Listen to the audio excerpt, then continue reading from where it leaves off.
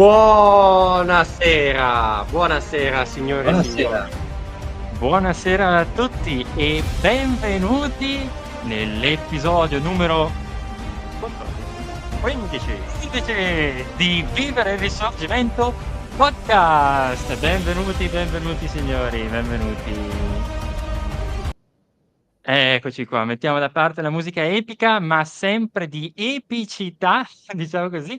Si parlerà stasera di un argomento epico, ma al contempo estremamente concreto, che ha dipinto il nostro secolo, il XIX secolo, ma non solo, come vedremo nel corso della serata, di numerosi momenti cruciali che sono andati a formare un pensiero politico, filosofico, ma ci dirà meglio il nostro relatore della serata, fino ai giorni nostri, appunto. Il socialismo ne sentiamo parlare anche ai giorni nostri e oggi conosceremo meglio le sue origini, il suo trascorso storico e i suoi maggiori pensatori. Ovviamente in un dialogo con voi amici della chat e in una narrazione comunque, partecipata, perché ci teniamo, sapete, ci teniamo tantissimo. Quindi, ragazzi, io passerei, diteci anzi nei commenti se, procede tutto bene la live. Direi di sì. Io procedo a presentarvi, signore e signori, il nostro Davide Lorenzo Pezzali. Applauso. Il nostro Davide Pezzali, oltre a essere un socio di Vivere il Risorgimento APS da un paio di anni, mi sembra ormai, Ormai sì. ormai sì, direi storico. Grazie mille della conferma, Tana Del Michi. Comunque, ciao amici della chat, ciao a tutti. Dicevamo, Davide Pezzali, chi è? Uno storico laureatosi a Milano, a Unimi, come il nostro qui presente collega Leonardo. Colleghi di università. Ecco, vi siete Esatto, conosciuti anzi. esatto, tra i banchi dell'università, in un corso molto semplice, e da lì poi a scambiarsi i bigini per passare gli È un esami. attimo. Esatto. Ecco, quindi una persona che si è formata anche nella metodologia storica, una persona estremamente seria e vedrete anche nel corso della serata, quanto sarà una narrazione completa e molto, molto, molto interessante, vedrete. Il nostro poi Davide Pezzali sta proseguendo i suoi studi, sempre a Milano, nella magistrale, ricordaci il titolo della magistrale, il nome della magistrale? Editoria, comunicazione e moda. Ecco, quindi proprio comunque legato sì poi al filone storico, giusto anche? Comunicazione, però ovviamente rimane sempre in umanistica, di conseguenza ci sono tanti Ecco, corsi di storia, questo è inevitabile. quindi storia e comunicazione. Eccoci qua, comunicazione della storia. Tra cui anche Esatto. storia dei partiti di cui ci hai raccontato. Ah beh, Diciamo, il sequel di quello che andiamo a raccontare questa sera. più o meno, sì, possiamo dire di sì. Sì, sì, sì. Ricordiamo poi un'ultima cosa molto interessante, se non l'avete già fatto andate a recuperarlo, si trova su Instagram, l'episodio numero 4, sembra un secolo fa, sembra un secolo fa. Episodio, numero 4, la seta di Vivere il Risorgimento Podcast, la seta, il filo che lega la storia, è stata fatta proprio è stata condotta da Davide Pezzali ed è stato un racconto appunto dell'importanza del materiale seta attraverso i secoli, quanto è stato importante per l'Italia, per l'Europa e per il mondo. Quindi dicono buonasera professore dalla chat, dai, professore non ancora però dai. Adesso un po' esagerato, No, grazie, però un po' troppo. ottimo. Ecco. Quindi senza indugio, non si può dire se no è product placement, proseguiamo nel corso della nostra serata. Adesso metto, le slide. Passo la parola al mio collega Leonardo Toselli. Io ragazzi vi leggo in chat, quindi no tiratevi indietro. Ok, saltato un attimo il video, ok, ci sei. Non tiratevi indietro, noi vi leggiamo sempre e tengo nota delle domande. Chiedeteci tutto quello che volete, che il buon Davide, Lorenzo Pezzali, è qua apposta per risponderci. Farò E a del mio questo meglio. punto entriamo nel vivo della nostra serata, socialismo, dall'utopia alla scienza, passando per la prassi nel XIX secolo, Sì. 1796, 1848, 1871. Le tre date in sovraimpressione nella locandina della serata. Tre date che possiamo dire essere tre date spartiacque per il socialismo nel nostro Ottocento. Socialismo che nell'Ottocento nasce, e adesso vedremo anche come quali sono le tappe, e poi nel Novecento sarà una delle due ideologie che andranno a dominare, comunque a plasmare la storia del secolo breve. Detto questo, io partirei dal titolo, perché o meglio dal sottotitolo, perché dall'utopia alla scienza, passando per la prassi nell'Ottocento. Come mai questo titolo, questo sottotitolo, magari anche lungo, ma così ricco di termini e che può dare molti, molti, molti spunti? Allora, sicuramente un titolo impegnativo, questo me ne rendo conto, però diciamo che il senso di questo titolo è quello di riassumere in poche parole cosa, diciamo, come sarà la struttura, ecco, di questa serata, nel senso che appunto parleremo di utopia, quindi inizieremo a parlare appunto di come nasce, diciamo, il socialismo nell'Ottocento e quindi appunto come si sviluppa, ma parleremo poi anche di scienza, quindi poi come questo socialismo che nasce appunto da una serie di idee utopiche che vedremo in seguito, poi si fa concreto e si fa essenzialmente prassi. E ci saranno anche, diciamo, due episodi soprattutto della prassi. Il primo un episodio che sarà abbastanza sfortunato, cioè la congiura degli uguali, e il secondo invece che durerà un po' di più, ma anch'esso sarà purtroppo sfortunato, che sarà la Comune di Parigi. Questo essenzialmente è il motivo del titolo e perché questo titolo è un po' complesso, me ne rendo conto. A livello, diciamo, Diciamo metodologico, un titolo da storico dell'Università degli Studi di Milano, frutto di innumerevoli esami, tra cui metodologia, mi sembra. questo sì, esami che abbiamo dato in comune, quindi assolutamente siamo sulla stessa lunghezza d'onda.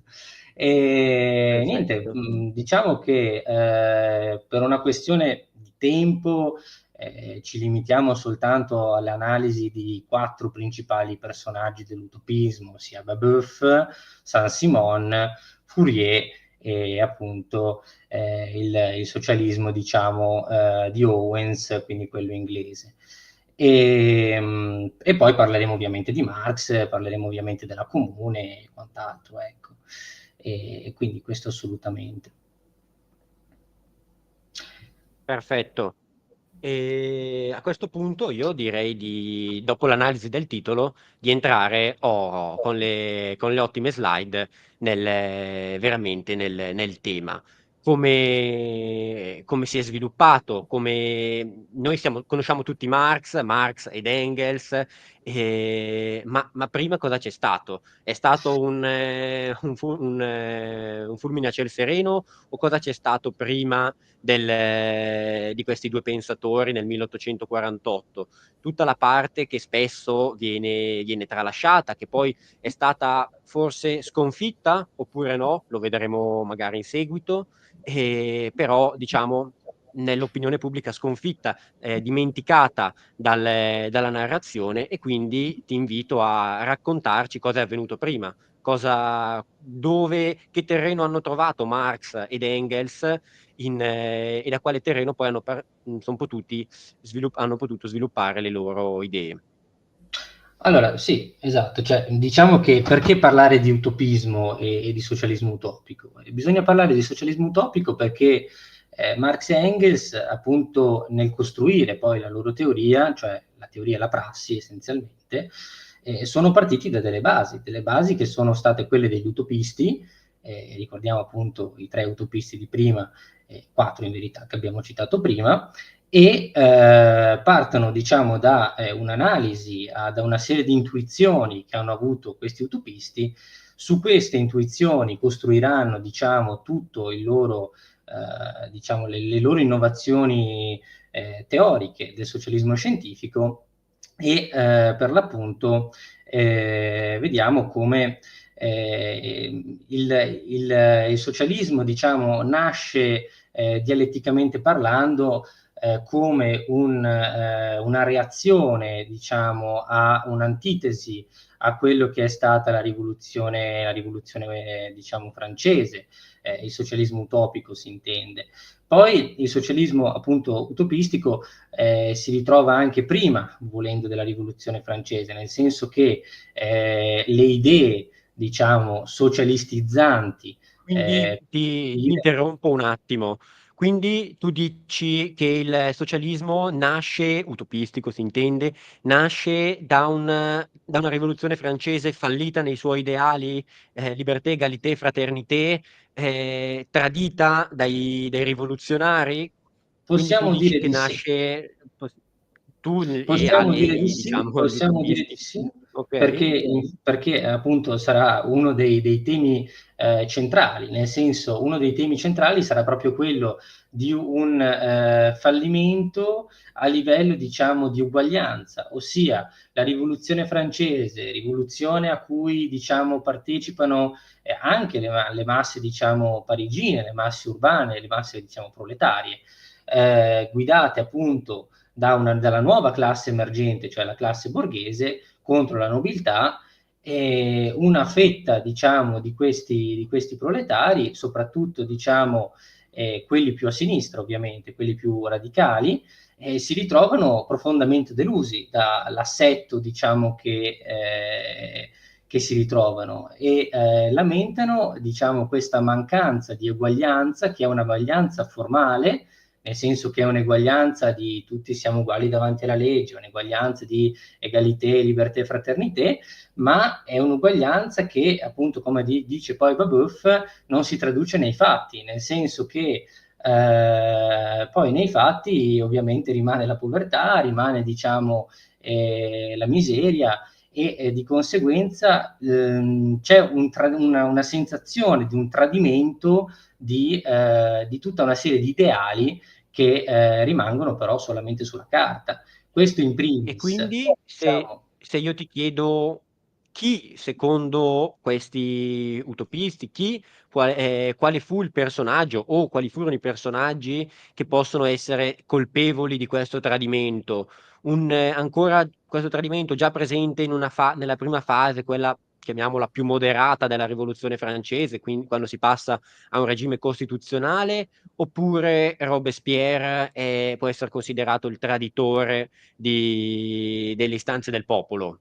Ma assolutamente Robespierre, nel senso che Robespierre sicuramente viene visto come la figura che si avvicina a, diciamo, con appunto la Carta dei diritti dell'uomo, si avvicina, diciamo, a istituire questa eguaglianza, si avvicina il più possibile, ma non la raggiunge, ecco, e di conseguenza c'è tutto, diciamo, un ambiente giacobino di Di sinistra. conseguenza perderà la testa.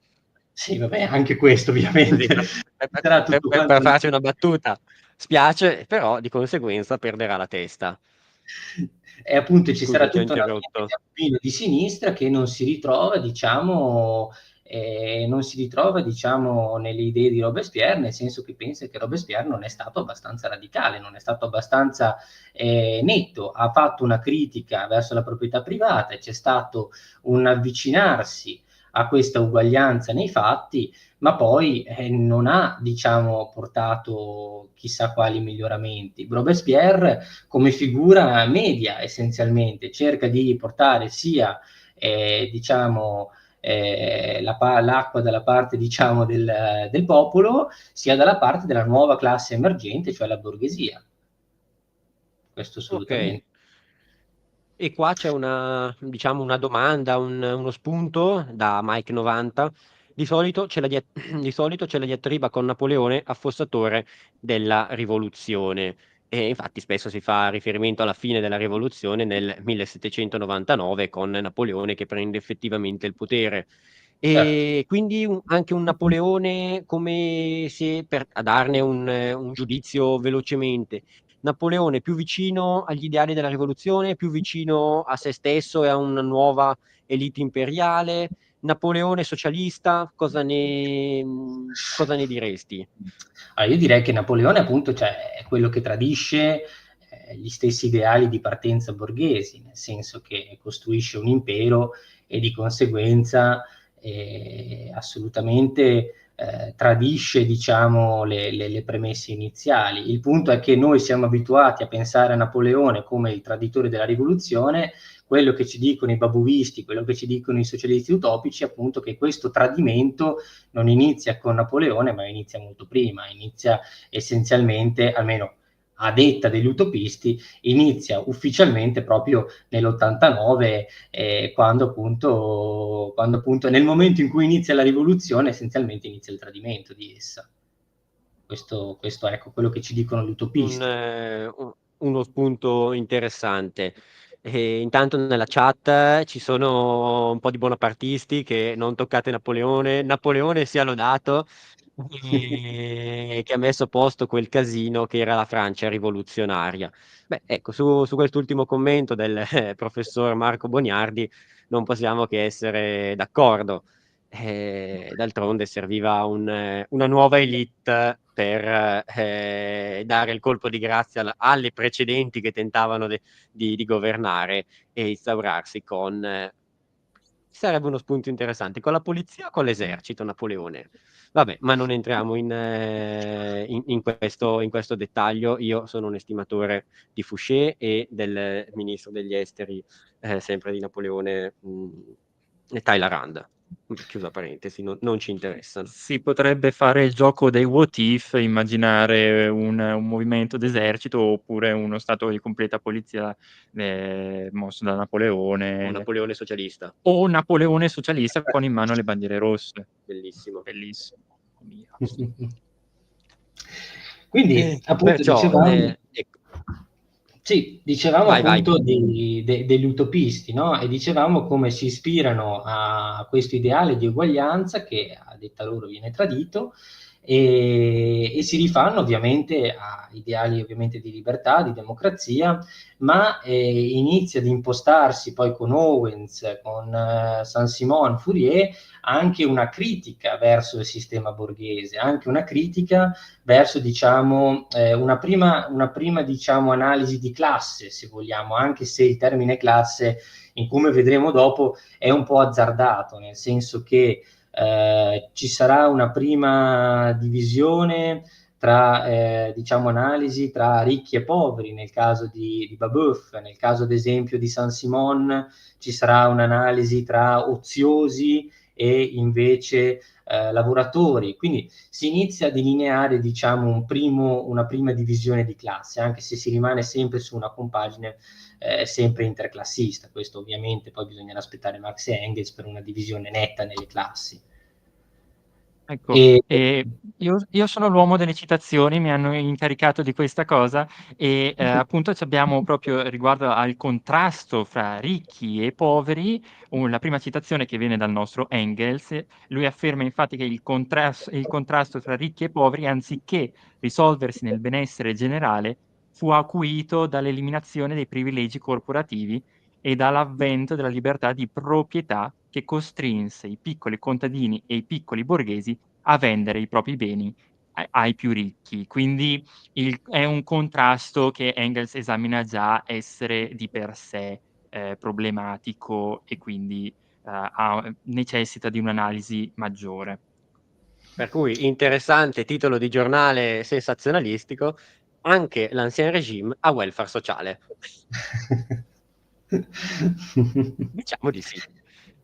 e, Detto questo, E poi Vai, vai. appunto bisogna appunto capire perché utopistici, cioè nel senso che l'etichetta utopistico, un po' come se vogliamo anche l'etichetta di eretico, non viene data dagli eretici stessi, ecco, ma viene data diciamo dai successivi, cioè viene data da Marx e Engels che chiamano loro utopisti, quelli che sono venuti prima.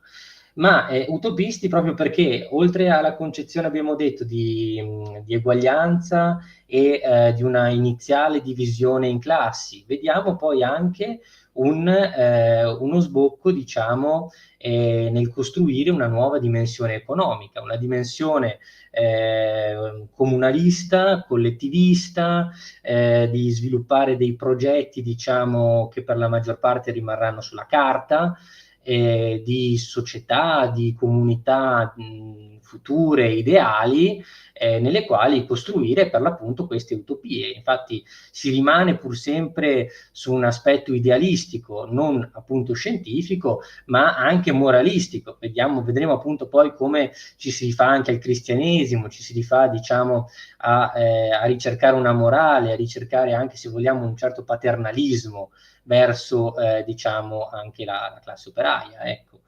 E poi si iniziano a delineare già appunto con gli utopisti due principali correnti che rivedremo poi nel Novecento, cioè appunto i riformisti e i rivoluzionari, ossia chi voleva una rivoluzione netta, radicale, che diciamo portasse un nuovo ordine, e chi invece era più a favore di un approccio graduale, magari legale, pacifico, e qui già si inizia a vedere una contrapposizione. Vediamo come appunto Babeuf è su posizioni ovviamente rivoluzionari, e invece come gli altri utopisti per la maggior parte sono quasi tutti quanti riformisti essenzialmente. E quindi si inizia già qui a creare appunto quella divisione che poi si vede nel Novecento, appunto, tra queste due anime, ecco. Perfetto. Allora abbiamo una domanda. Gesù era comunista anche se per un'idea da anni '70. Allora sì, mi associo con la risposta successiva. Adesso non esageriamo e lasciamo Gesù dove sta. Io, se devo dare la mia risposta, no, non era comunista, e se dobbiamo analizzarlo seguendo il filtro comunista e soprattutto seguendo il filtro quindi comunista da insurrezione, lotta, rivoluzione, assolutamente no. Però Davide lo sa bene, tutto, e lo dicevi anche prima, diciamo, scrivere contenuti vicini a livello di tematiche al cristianesimo, e lo stesso Engels poi andrà a scrivere dei parallelismi molto forti tra il movimento socialista tedesco e il cristianesimo delle origini, dei primi secoli.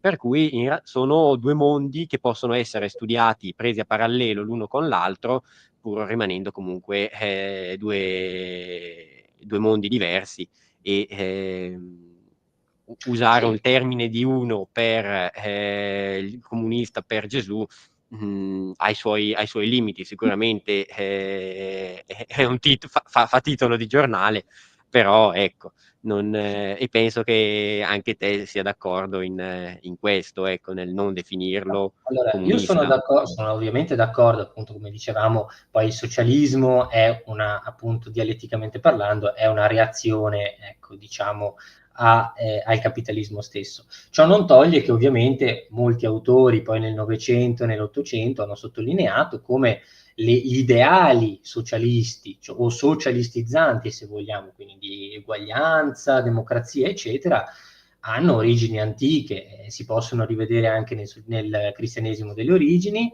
si possono rivedere anche in alcuni movimenti dell'età moderna, come ad esempio i Levelers, si possono rivedere volendo anche nell'Atene dell'antica Grecia, insomma abbiamo sicuramente la storia ci dimostra che questi ideali ci sono sempre esistiti, ecco, semplicemente. Diciamo, mi veniva in mente questa battuta: il socialismo si è ispirato molto al cristianesimo nelle scissioni. Beh, questa è una battuta che è abbastanza veritiera, sì. Questo Ecco. sì. Quindi sì, dicevamo poi appunto, che, il contributo maggiore è quello di portare una serie di analisi che poi Marx e Engels riusciranno a fare le loro teorie. E Engels appunto poi nel 1845 scriverà appunto la situazione della classe operaia in Inghilterra, ma che non era ancora nato, diciamo, il socialismo scientifico, però va a ricostruire, diciamo, anche qui quello che stava succedendo in quel momento lì in Inghilterra con l'industrializzazione, ma lo fa sempre con un'analisi, diciamo, che non è nuova, nel senso che già all'inizio dell'Ottocento, con l'inizio appunto dell'industrializzazione, già appunto gli utopisti avevano fatto. Poi ovviamente Engels la sviluppa, la osserva in maniera diciamo più scrupolosa, però assolutamente insomma non è una novità, ecco. Volendo passare invece diciamo alla slide successiva, secondo me possiamo farlo, e possiamo parlare appunto degli uguali. Allora, è importante parlare degli uguali, un po' l'abbiamo detto prima, un po' di cose. Abbiamo detto appunto come essenzialmente gli uguali nascono da una delusione della rivoluzione francese e nascono appunto da questa volontà di creare la Repubblica degli Uguali. Infatti nel manifesto degli Uguali si parla appunto di questa Repubblica degli Uguali, dove appunto si cerca un'eguaglianza assoluta, dove appunto si ricerca un'eguaglianza anche qui utopica nel senso. Però è interessante perché diciamo è un aspetto della prassi, un aspetto pratico, è un qualcosa che vedremo dopo gli altri, diciamo, gli altri utopisti non faranno, cioè gli altri utopisti rimarranno su posizioni più teoriche, più riformiste, invece Babeuf, diciamo, prende le cose in mano e prova realmente a cambiare le cose. Prova a cambiare le cose, poi gli andrà molto male a Babeuf, nel senso che verrà ghigliottinato, povero Babeuf nel 1797, ma questo insomma, vabbè. Parteciperà appunto a questa congiura anche il nostro Buonarroti, appunto italiano, e sarà appunto responsabile Buonarroti di divulgare, diciamo, di comunicare le idee di Babeuf in tutta Europa e soprattutto ovviamente anche in Italia. Infatti le idee di Babeuf poi catturano l'attenzione anche di Marx e Engels, anche nel manifesto parleranno di Babeuf, diranno appunto come è comunque un ispiratore appunto per Marx e Engels, è comunque una figura diciamo di rilievo che segna appunto un cambio di passo. E se vogliamo, Babeuf anticipa anche una serie di cose che poi vedremo anche nel Novecento, nel senso che appunto il nostro Buonarroti può essere visto anche come un rivoluzionario di professione, il primo, se vogliamo, rivoluzionario di professione, perché dedica interamente la sua vita, anche perché poi verrà mandato in esilio, appunto, a diciamo convertire, a fare proselitismo tra le masse e appunto fare questa opera, diciamo, di propaganda. E invece per la congiura degli uguali, anche qui abbiamo degli aspetti appunto innovativi, in quanto la congiura degli uguali anticipa, se vogliamo, un po' esagerando, dal Novecento il partito come avanguardia, nel senso che si tratta di una congiura di 200-300 uomini che appunto complottano e lo fanno ovviamente non come un partito di massa, ecco, quello che poi Marx e Engels porteranno avanti, cioè bisogna costruire un partito, bisogna costruire un movimento, cioè il movimento degli operai, ma lo fanno appunto in segreto, lo fanno appunto con dei rivoluzionari di professione, con delle avanguardie, e se vogliamo questo è un po' un'anticipazione di qualche centinaio di anni, anche un po' di più, di quello che sarà il leninismo, assolutamente.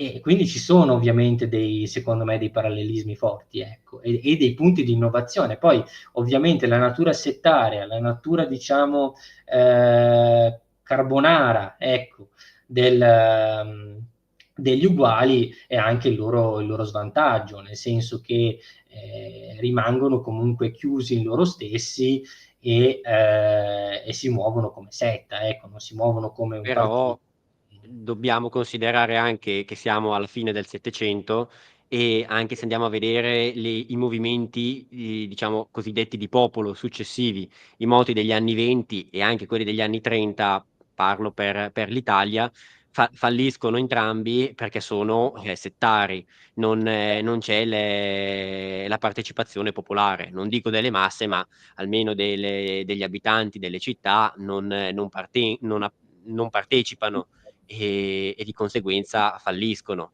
Bisognerà poi aspettare, come sappiamo, il 48 per una anzi, per una partecipazione da parte del popolo italiano alla causa italiana, e altrove in altri 48, come in Francia o anche in Austria, comunque non dico alla lotta di classe, che è una cosa che probabilmente non so quanto avessero effettivamente in mente, visto che non era ancora ben delineata, però ecco, Sì, sicuramente, come hai detto, il fatto che fossero chiusi, delle sette, gli impediva quel contatto con le classi più povere, con le classi più disagiate, e di conseguenza mi viene anche un collegamento spesso della difficoltà della sinistra, anche del Novecento, di andare a parlare con gli operai, con i cosiddetti proletari.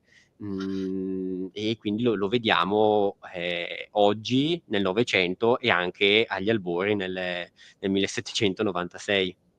questo, se vogliamo, appunto è un discorso che poi, rifacendosi ancora a Buonarroti, nel senso, almeno io penso che Buonarroti sia stato un anticipatore forte, nel senso che rispetto a tutti quanti agli altri, ecco, Buonarroti andava a pescare dentro i rurali, dentro, diciamo, i contadini, i braccianti, che era un qualcosa che per l'epoca era abbastanza, diciamo, particolare, nel senso che ad esempio Marx e Engels notoriamente consideravano diciamo, i rurali, o comunque i contadini, come una classe che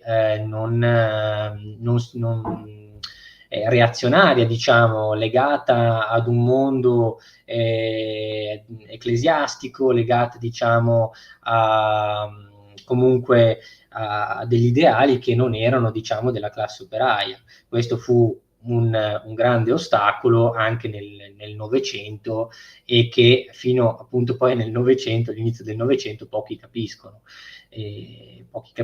Nel senso che si avrà un po' il paradosso dove Chi lo capisce? eh?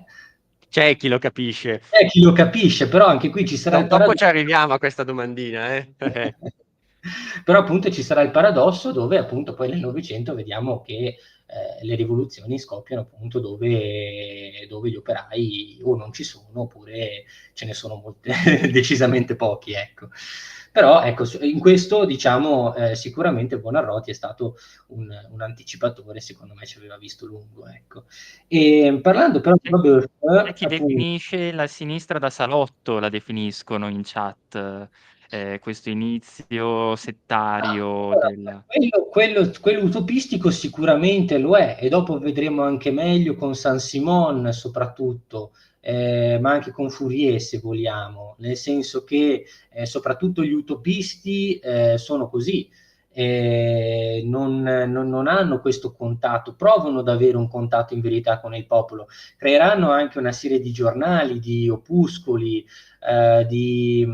diciamo riviste, ma non avranno mai un grande successo, ecco. E quindi sì, ecco. Poi su Babeuf, diciamo, la soluzione che Babeuf voleva portare avanti era quello della comunione dei beni, nel senso che Babeuf, anche qui altro punto diciamo innovativo, era quello di una comunione dei beni, ma non un'abolizione, diciamo, certo un'abolizione della proprietà privata come la intendeva lui, però non c'era ancora questa dinamica di classe, come dicevamo. Infatti Babeuf anche appunto nel manifesto degli uguali parlerà di ricchi e poveri, non parlerà appunto di proletari e borghesi, e c'è sempre questa dinamica interclassista, si ha difficoltà cioè a definire chi è il nemico, direbbe Marx, ecco, essenzialmente. Se vogliamo possiamo prendere qualche spunto qua del manifesto degli uguali, ad Esatto, esempio esattamente. sulla centralità dei bisogni umani, il manifesto degli uguali dice delle cose importanti. Allora, ne leggo uno stralcio che ho qua davanti. Sulla centralità dei bisogni umani c'è proprio una posizione, parte subito ferma. Sparite, infine, abominevoli distinzioni di ricchi e poveri, eccoli, di grandi e piccoli, di padroni e servi, di governanti e governati. Non ci sia più fra gli uomini altra differenza che quella dell'età e del sesso. Poiché tutti hanno gli stessi bisogni e le stesse facoltà, non ci sia dunque per tutti che una sola educazione, un solo nutrimento. Essi si contentano di un unico sole e di una stessa aria per tutti. Perché non dovrebbe bastare a ciascuno di loro la stessa quantità e la stessa qualità di alimenti? E poi continua con la critica della disuguaglianza, sul punto della critica della disuguaglianza, cito l'inizio, dichiariamo di non poter più sopportare che la stragrande maggioranza degli uomini lavori e sudi al servizio e per il piacere dell'estrema minoranza. Quindi qua c'è proprio la formazione, c'è un discorso classista qua. Sì, I c'è ricchi e i l'introduzione. poveri, i piccoli e i grandi, qua dice la stragrande maggioranza che può mangiarsi in un certo senso. Forse c'è anche il movimento di massa, citato prima, una prima idea non strutturata in un partito, però c'è Primi germi, quell'impulso della diciamo. massa. Sì, sì, i primi germi, diciamo, l'inizio appunto di una, come dicevamo, di una certa coscienza di classe, appunto, sempre direbbe Marx. E comunque sì, a scrivere il manifesto poi sarà Maréchal, appunto un importante del circolo di Babeuf, e, appunto i babuisti saranno poi traditi, nel senso che un cospiratore tradirà alla polizia essenzialmente, che ci sarà, diciamo, farà una soffiata, ecco, e quindi appunto non riuscirà questa congiura e morirà così. Quindi ci sarà poi appunto il nostro Buonarroti che continuerà a propagare queste idee, ma finisce ancora prima di iniziare essenzialmente, ecco. Non E... Michelangelo Buonarroti, signori della chat, ma si chiama Filippo Sì, Buonarroti si Filippo chiama. Buonarroti. Sì, sì, sì, sì, sì. Quindi appunto abbiamo analizzato i limiti e anche, diciamo, le innovazioni appunto che portano avanti i babuisti. Se vogliamo possiamo parlare anche di Saint-Simon, secondo me possiamo andare avanti. E parlando invece di Saint-Simon, allora Saint-Simon è interessante perché appunto arriva intanto da una famiglia nobile, nel senso che arriva da una famiglia comunque agiata, partecipa alla rivoluzione americana, partecipa poi alla rivoluzione francese e è immerso anche lui in questo ambiente e anche lui, diciamo, rimarrà appunto deluso come essenzialmente gli altri, ecco. E riguardo però a Saint-Simon è interessante in quanto Saint-Simon comunque ha una concezione diversa, una concezione che non si rifà all'uguaglianza, come nel caso di Babeuf, assoluta, ecco, ma si rifà ad un concetto meritocratico, se vogliamo, e tecnocratico, nel senso che nel senso che Saint-Simon individuava nella borghesia nascente, appunto, nei capi di industria che all'inizio appunto dell'Ottocento stavano iniziando, diciamo, tutto il processo dell'industrializzazione, e vede in questi capi di industria delle figure potenziali, appunto meritevoli di portare avanti, di essere delle guide per la futura società utopistica che si voleva creare. Quindi un'idea diversa, un'idea meno poggiata appunto sull'eguaglianza assoluta e più, se vogliamo, su un concetto di meritocrazia che doveva essere dei migliori, ossia dei tecnici, e chi erano i tecnici in quel momento? Appunto i capi di industria, i borghesi stessi. Ma ciò non toglie che appunto Saint-Simon in ogni caso critica il capitalismo, critica diciamo anche il terzo Stato, critica in generale tutto l'assetto che si era venuto a creare, però appunto rimane sempre questa concezione interclassista dove per cambiare le cose ci si deve, secondo Saint-Simon, sempre rifare alla classe dominante, e questo appunto secondo Engels, secondo Marx, sarà un grande diciamo, ostacolo per Saint-Simon, nel senso che peccherà diciamo di idealismo, peccherà diciamo di ingenuità, ecco. E importante su Saint-Simon il fatto che come un po' come Babeuf, che iniziava a fare una distinzione in classi, ci sarà appunto anche una distinzione anche in Saint-Simon, perché distingue tra i lavoratori e gli oziosi.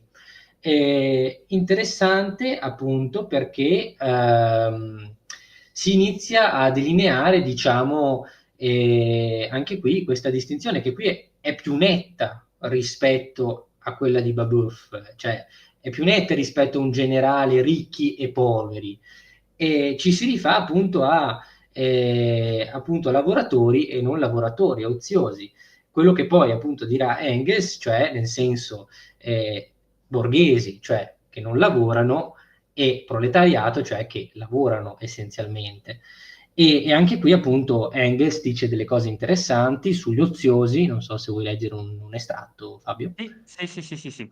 Nella testa di Saint-Simon, l'antagonismo fra terzo Stato e Stati privilegiati prese la forma dell'antagonismo fra lavoratori e oziosi.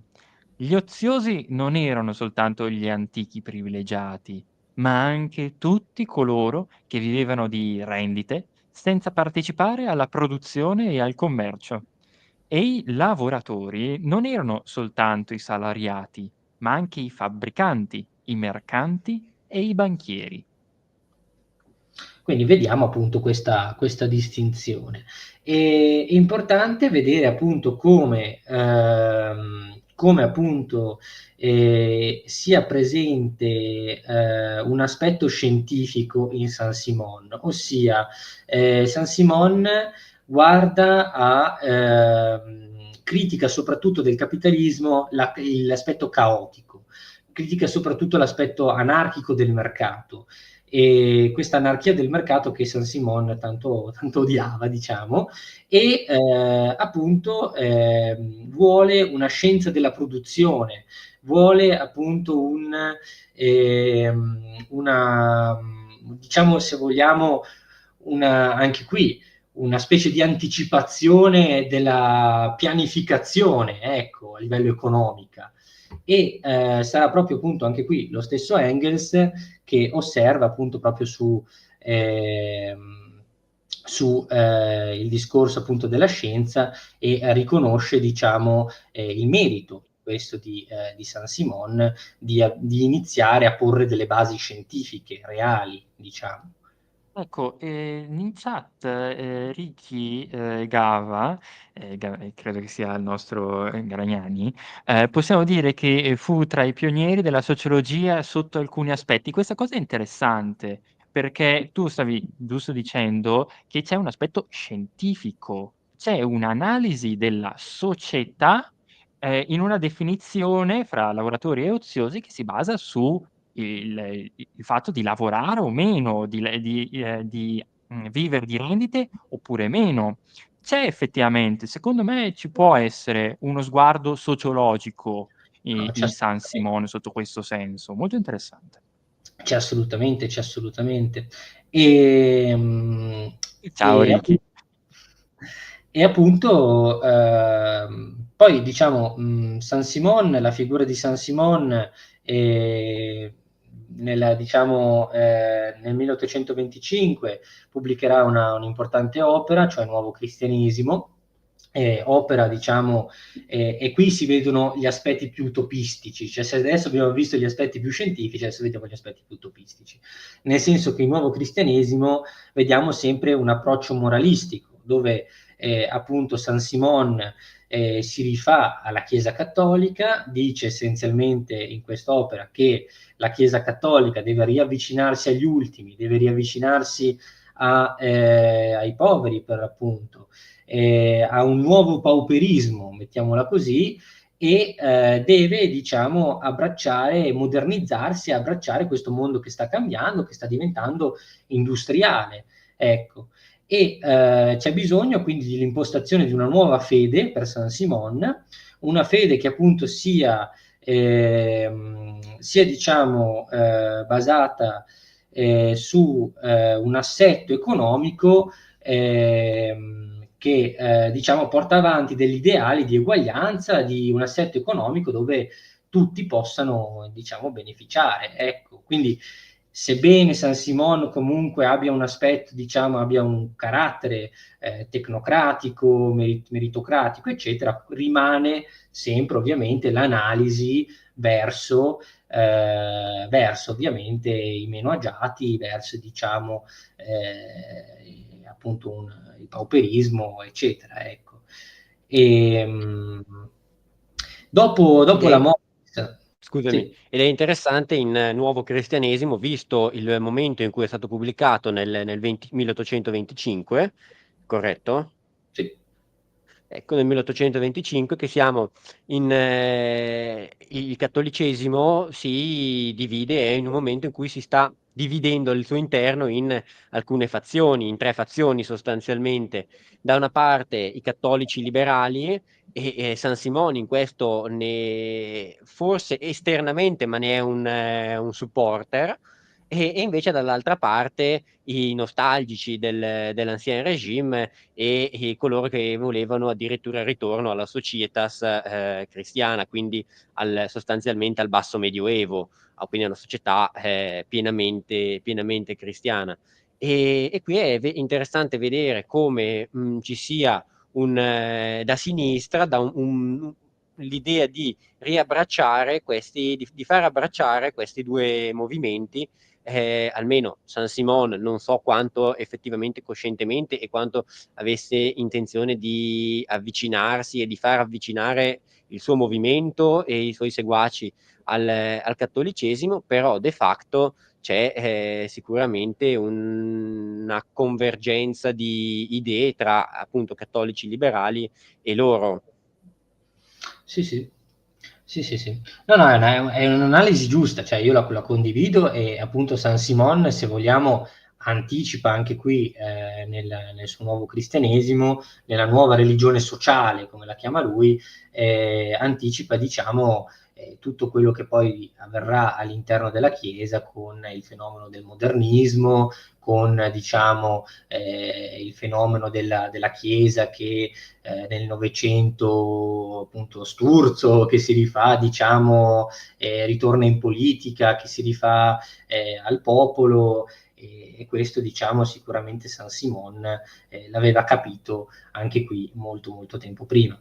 E dopo la morte di San Simon appunto nasce la scuola del San Simonismo, cioè appunto questa scuola che diciamo spazia dal 1825 fino al 1864, dove essenzialmente avrà una grande diffusione.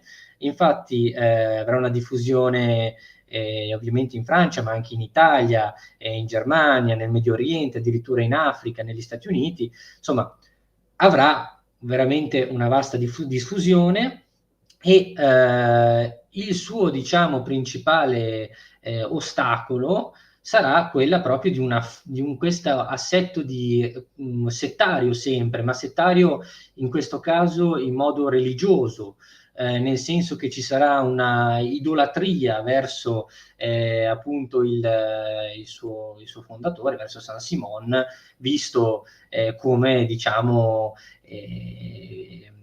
Una come divinizzazione una del... divinità, sì, sì, dove diciamo si legge Saint-Simon, quello che ha scritto per filo e per segno, lo si osserva come se fosse la Bibbia, e ovviamente questo poi all'interno della scuola stessa, diciamo, porta a divisioni, perché ovviamente ci sarà chi vede una determinata cosa in un certo modo, la interpreta in un altro. Questo porterà ovviamente a scissioni, divisioni, e ovviamente non avrà più un seguito. Poi ovviamente siamo già nel 64, quindi siamo già in un periodo dove appunto il socialismo scientifico è già nato, già si sta sviluppando, quindi ovviamente poi gli utopisti, diciamo che in generale non è che andranno nel senso morendo, cioè queste idee poi non avranno più un seguito, ma rimarranno, nel senso che ritorneranno più e più volte sotto altre spoglie, io direi. Se vogliamo fare un collegamento con gli anarchici recuperano molte delle idee degli utopisti, lo stesso Bakunin, adesso non entriamo nel discorso, se no stiamo qui tutta la sera, però lo stesso Bakunin, che poi si scontra con Marx, rappresenta, se vogliamo, l'incarnazione di tutti questi ideali utopistici che Marx appunto critica, ma che rimangono presenti e continueranno poi anche nel Novecento, assolutamente. Quindi appunto Saint-Simon diciamo che verrà valutato positivamente da Marx, ma verrà appunto anche criticato per ovviamente la sua analisi, diciamo, gerarchica, settaria e ovviamente religiosa, questa ammirazione, idolatria che ha. Ora, io passerei anche al prossimo, se per voi va bene, che è Fourier. Allora, Fourier, siamo qui adesso alla terza, diciamo, corrente utopistica francese. Cioè, abbiamo visto appunto Babeuf, Saint-Simon, adesso parliamo di Fourier. Fourier è interessante perché fonda la sua analisi proprio sulla critica, una critica feroce, appunto come dice lo stesso Engels, del capitalismo a 360 gradi. Una Qui critica... i toni si stanno scaldando, diciamo. Esattamente, una critica radicale al sistema borghese, e anche qui anticipa, se vogliamo, anticipa poi la critica che farà lo stesso Marx al sistema capitalistico. Anche qui, se vuoi Fabio, puoi leggere questa parte Sì. qua più interessante di Infatti Engels riguardo a Fourier dice: Fourier prende in parola la borghesia, i suoi ispirati profeti pre-rivoluzionari e i suoi interessati apologisti post-rivoluzionari. Egli svela spietatamente la miseria materiale e morale del mondo borghese e le contrappone tanto le splendide promesse degli illuministi quanto l'ipocrita fraseologia degli ideologi borghesi contemporanei. Cattivo.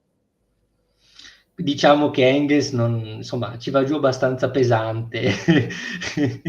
Comunque, appunto, questa critica che innanzitutto è mossa verso l'abbondanza, e già qui vediamo un'innovazione, nel senso che Fourier è il primo che anticipa appunto gli ideali di Marx, le idee di Marx nel fatto appunto dell'abbondanza, cioè dice che le crisi avvengono non più come in passato dalle carestie, dalla mancanza di cibo, dalla mancanza materiale di una determinata cosa, ma avvengono perché c'è troppo, cioè crisi di sovrapproduzione, per l'appunto, direbbe Marx, e individua appunto una ciclicità, un circolo appunto vizioso nel quale il capitalismo poi finisce in queste continue crisi di sovrapproduzione. Quindi Fourier ci dice paradossalmente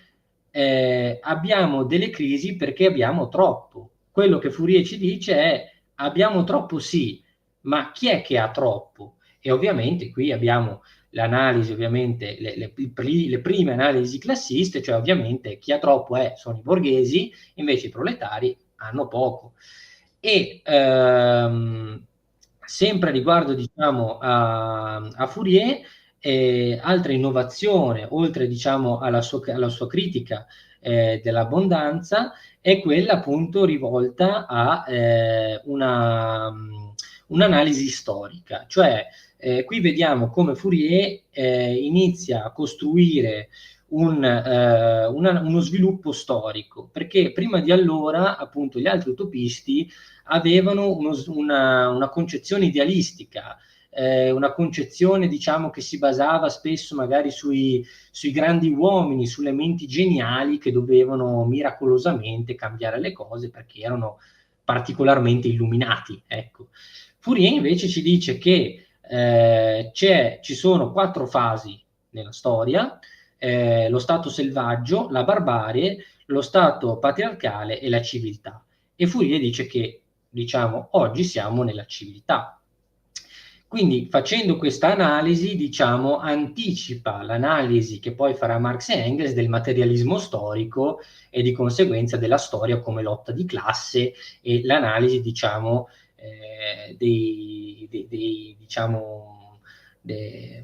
della lotta che abbiamo all'interno tra sfruttati e sfruttatori nella storia, una prima concezione storica, ecco. Ma appunto Fourier fornisce anche delle soluzioni, o almeno delle soluzioni utopiche sempre, soluzioni utopiche che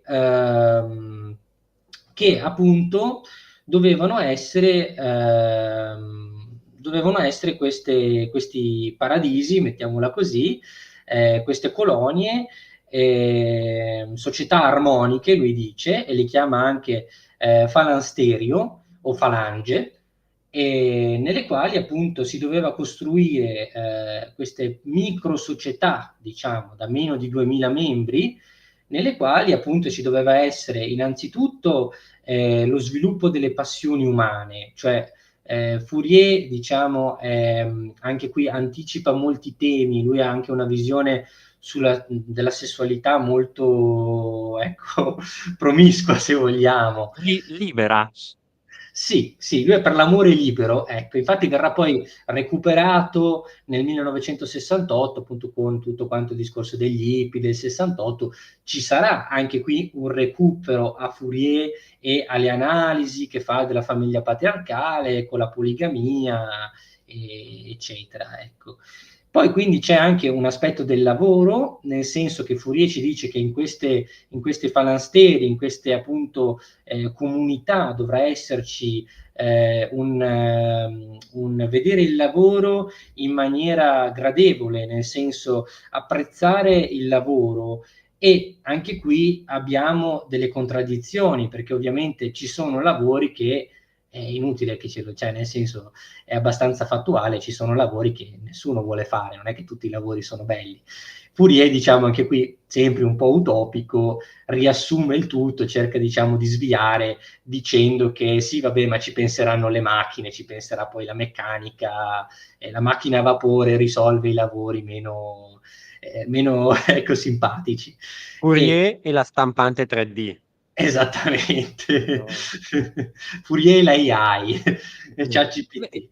Chissà cosa avrebbe pensato, cioè, Soprattutto sì. chissà cosa avrebbe pensato ai giorni nostri, ma anche immaginarlo in mezzo agli hippie, e che si sente citato e lui lì tutto impettito e dice: "Cosa?" È divertente però anche interessante. E, diciamo anche qui vediamo la limitazione, cioè nel senso che come Saint-Simon, Fourier,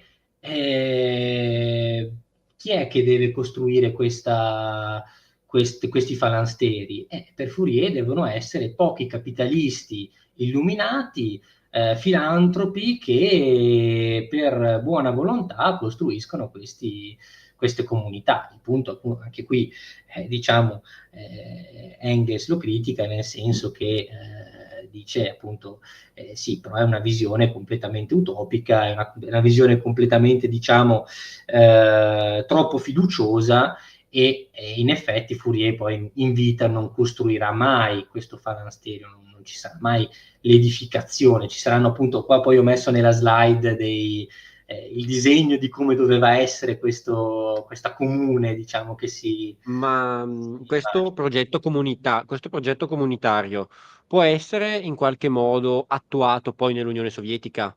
Con la prima cosa che mi viene in mente, i palazzoni per i proletari, le case appunto per il popolo, e quindi questi grandi agglomerati urbani che vanno a ospitare il proletariato, sebbene Fourier indicasse un numero più esiguo, poi nella realtà nel Novecento si sviluppa in altro modo. Ma può esserci un filo conduttore in questo oppure Io no? direi di sì, io direi assolutamente di sì, nel senso che la collettivizzazione, quella che poi sarà sotto Stalin, ma anche sotto Mao, le comuni cinesi, no?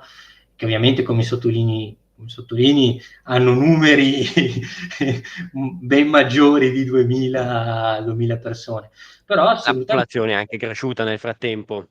sì, sì, sì, però ovviamente c'è un richiamo, assolutamente, c'è un richiamo a questa visione comunitaria, ecco, comunitaria, diciamo, idealistica assolutamente, ma anche qui, anche interclassista, nel senso dove appunto il capitalista convive con il proletario in un'unica grande comunità armonica dove tutti sono contenti e il capitalista decide di finanziare tutto, ovviamente, diciamo, per questo è abbastanza utopistico, ecco. E, Abbastanza. sì, poi insomma, Sono tutti quindi, però ossa necessarie per l'avvento comunque del socialismo del XX secolo che conosciamo noi. E Mike 90 in chat scrive proprio è come un esoscheletro conduttore di tutti i successori, cioè tutti questi che stiamo analizzando alla fine vengono ripresi in una al certo, certo. 100% oppure girati in qualche modo, comunque sono tutte riprese necessarie, ingredienti fondamentali mescolati poi nel calderone del XX secolo.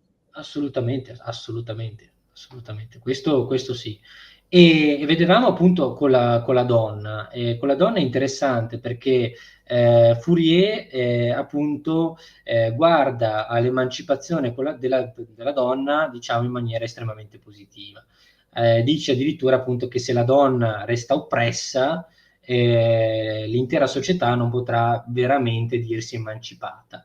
Quindi ha una visione, se vogliamo, femminista comunque, che anticipa molte, molte cose e infatti sarà lo stesso Engels anche qui, e qua è interessante magari leggere, che appunto loda quello che dice Fourier.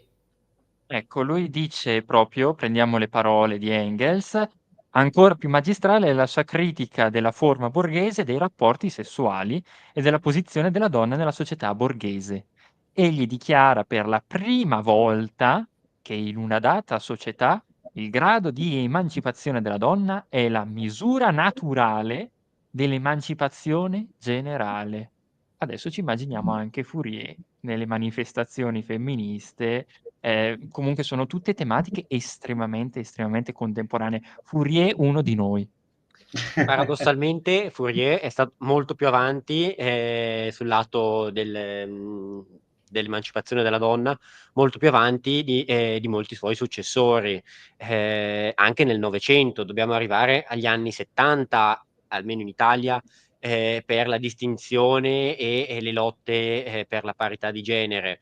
Molti comunisti e i socialisti all'epoca, questa domanda la vedremo dopo, la distinzione tra socialismo e comunismo, però molti socialisti comunisti ancora nel Novecento, nel secondo dopoguerra, ritenevano l'emancipazione femminile, le lotte delle donne comunque lotte di serie B, inferiore rispetto alla lotta di classe, che doveva essere la lotta per antonomasia.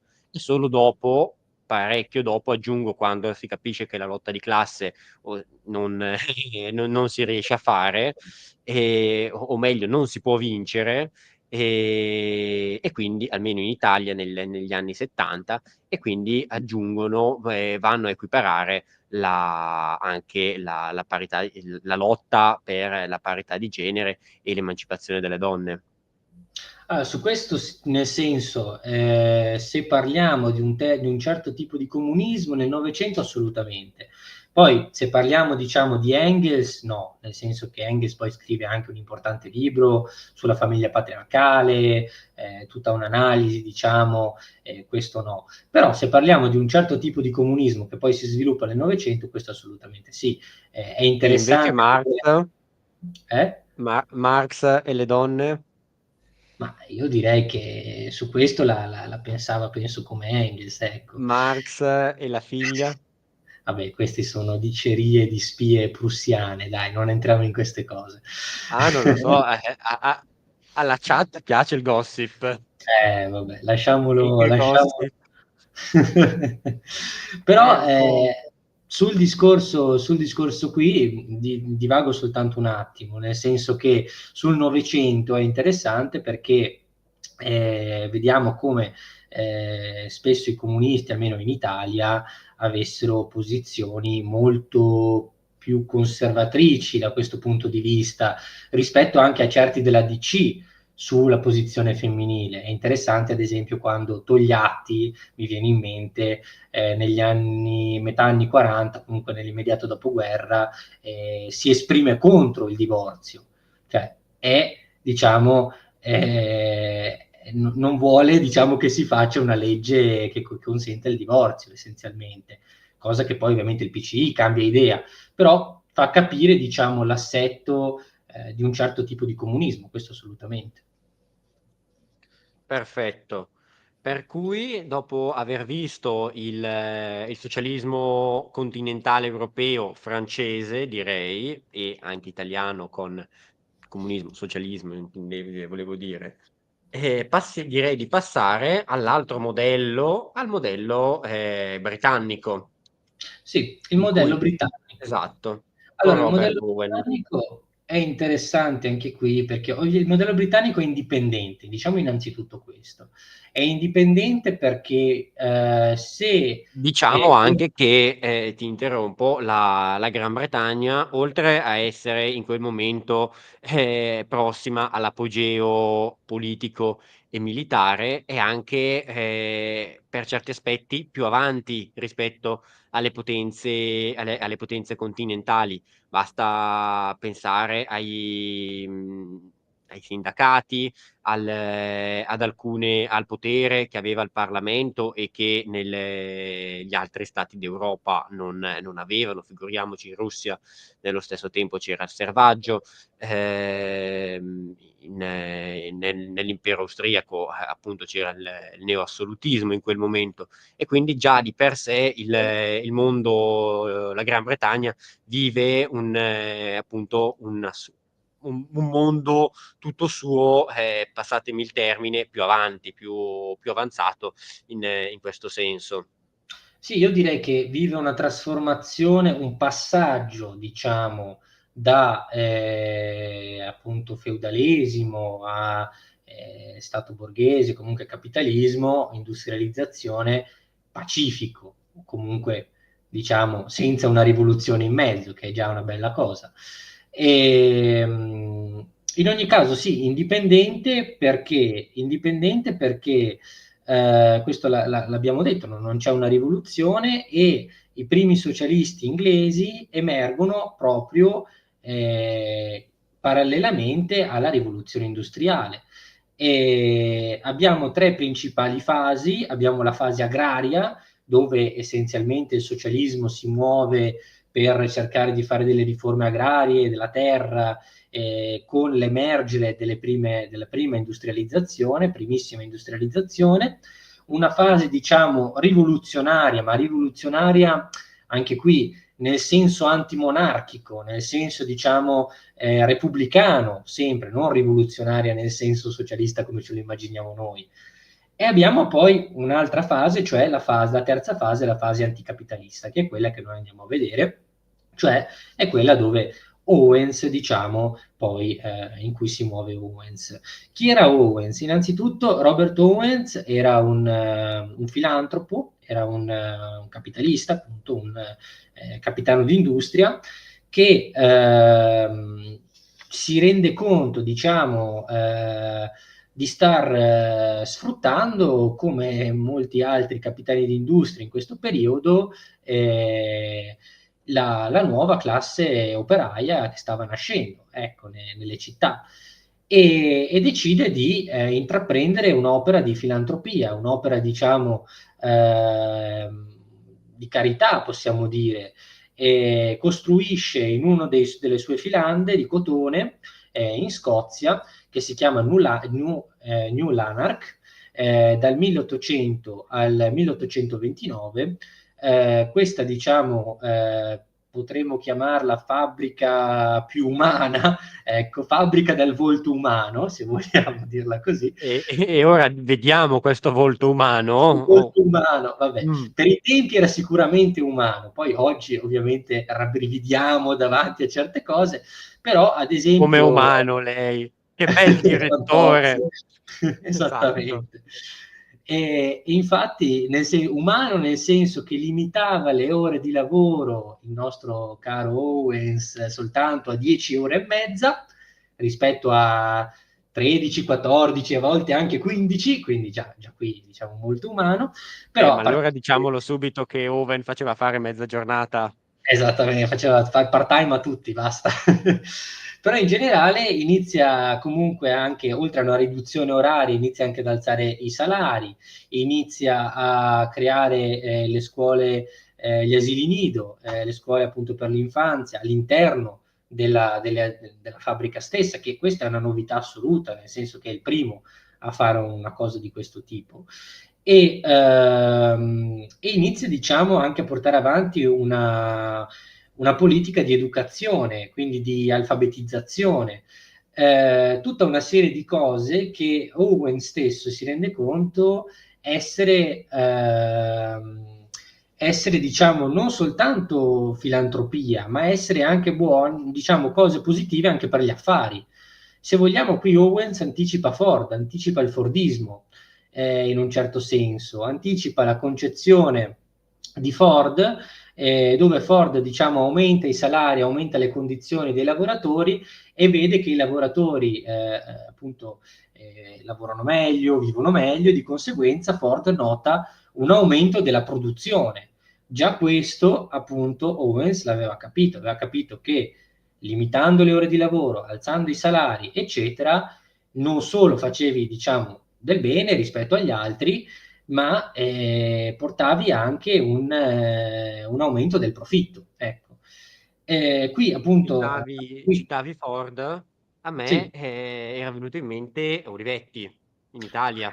Anche Olivetti, assolutamente. Sì, poi se andiamo molto avanti, anche Olivetti nel Novecento, anche lui è una cosa molto simile appunto a Ivrea, con appunto le sue appunto le case per i lavoratori, gli asili nido, assolutamente. Quindi diciamo che Owens anticipa anche qui molte cose. E qui c'è anche una citazione di Engels che parla di Owens, se vuoi, Fabio. Sì, esattamente. Anzi, Allora, due se vuoi. Vabbè. sì. Allora, con tutto ciò, Owen non era soddisfatto. Quell'esistenza era ai suoi occhi molto lontana dall'essere un'esistenza degna dell'uomo. Quegli uomini erano miei schiavi. Continua.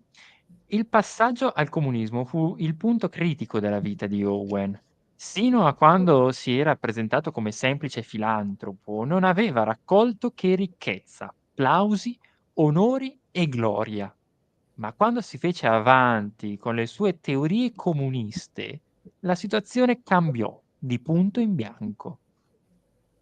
E quindi qui anticipiamo una cosa importante. Come Owens, appunto, guarda a New Lanark, guarda questo suo esperimento, ma non è soddisfatto. Come dice lo stesso Engels, capisce che rimanevano comunque i suoi schiavi, rimaneva diciamo, questo dualismo tra proprietà, diciamo, padrone e lavoratore, ecco, e operaio. Di conseguenza inizia a radicalizzarsi, inizia ad andare su delle idee sempre più comunistizzanti, sempre più diciamo sempre di queste società utopiche, e inizia a perdere supporto. Se inizialmente Owens, come dice Engels, ebbe un moderato successo le sue idee anche tra il capitalismo inglese, quando inizia a spingersi troppo oltre, diciamo, inizia a perdere di interesse all'interno della classe dominante. E vediamo come appunto il suo progetto successivo è quello di New Harmony. New Harmony doveva essere questo sogno utopico, cioè portare il progetto di New Lanark totalmente su un altro livello, costruire, diciamo, un falansterio, se vogliamo appunto riprendere il nostro utopista di prima. E New Harmony, che però, a differenza, diciamo, dei sogni utopistici degli altri, viene costruita realmente, cioè ci si prova a costruire New Harmony.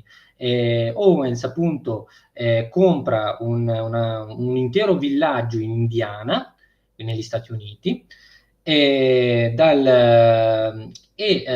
diciamo, questa colonia di 800 coloni, nella quale diciamo, cerca di creare questa sua utopia. Dura poco, perché appunto inizia nel 1825 e finisce nel 1827, quindi avrà vita breve, ecco. Soprattutto avrà vita breve per un discorso logistico, ci saranno molti problemi, ci saranno molti conflitti anche interni, e vediamo appunto come questo sogno svanisce, ma anche dopo appunto la fine di New Harmony, Owens continuerà con i suoi progetti, ad esempio anche in Irlanda, in Scozia, insomma, continuerà a portare avanti le sue idee.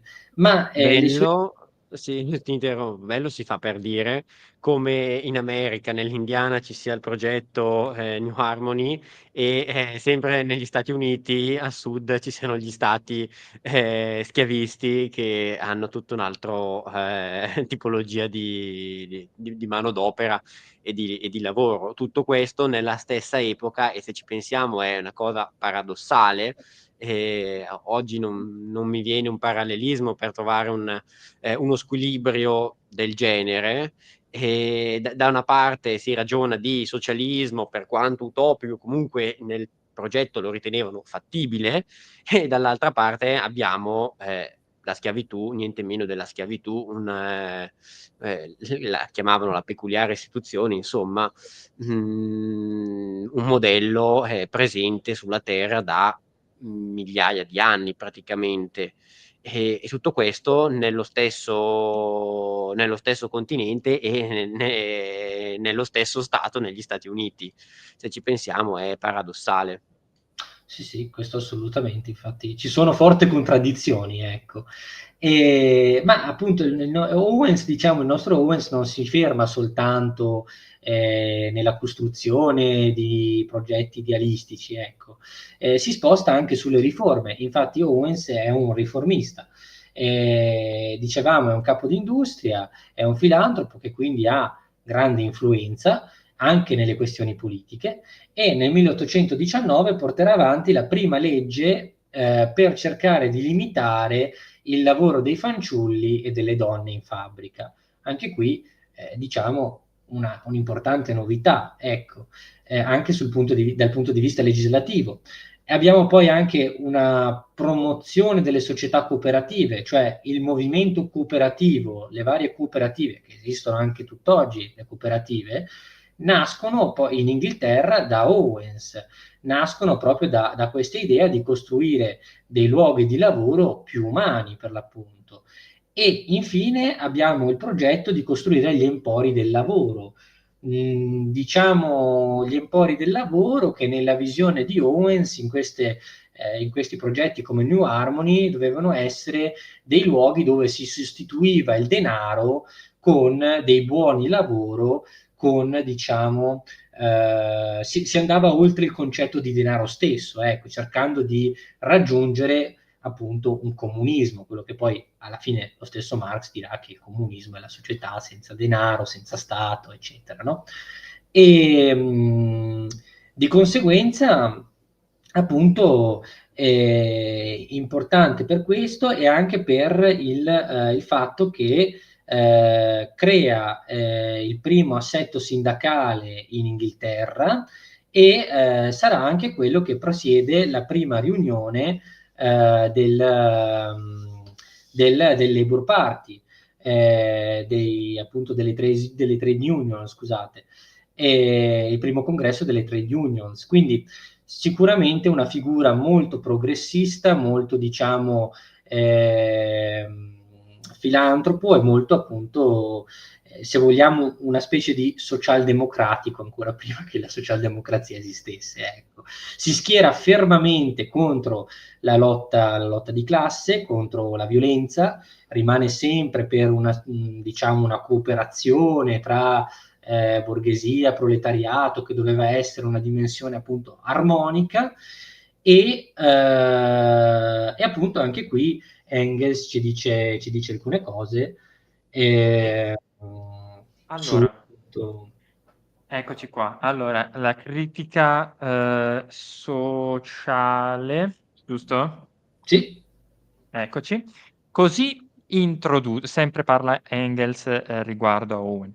Così introdusse, con misure di transizione verso l'organizzazione completamente comunista della società, da una parte le società cooperative, dall'altra parte gli empori del lavoro, istituzioni che necessariamente dovevano fallire, ma che anticipavano in modo perfetto la banca di scambio rudoniana. Quindi abbiamo appunto tutto un assetto che Owens mette in piedi e che appunto è importante in questo caso perché si va verso una dimensione diciamo organizzativa di massa, cioè nel senso con i sindacati, con appunto le trade unions, eccetera, eccetera, si va diciamo in una dimensione di massa, di organizzazione di massa, che poi appunto sarà quella che prenderà e accoglierà lo stesso Marx e Engels.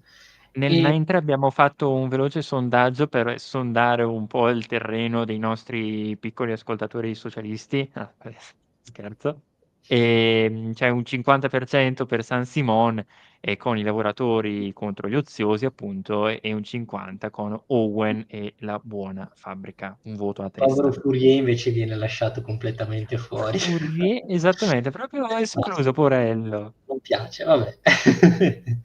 Ma la gente adesso vuole Marx e vuole il 48. Esattamente. Allora, arriviamo al socialismo scientifico, quindi arriviamo al momento di svolta. Parlavamo prima del lavoro che Engels fa nel 1845, dove cerca di sondare appunto la condizione della classe operaia in Inghilterra, appunto il faro dell'industrialismo, della rivoluzione industriale. e dal 1847 al 1848 Marx e Engels appunto diventeranno, diciamo, guideranno la Lega dei Comunisti.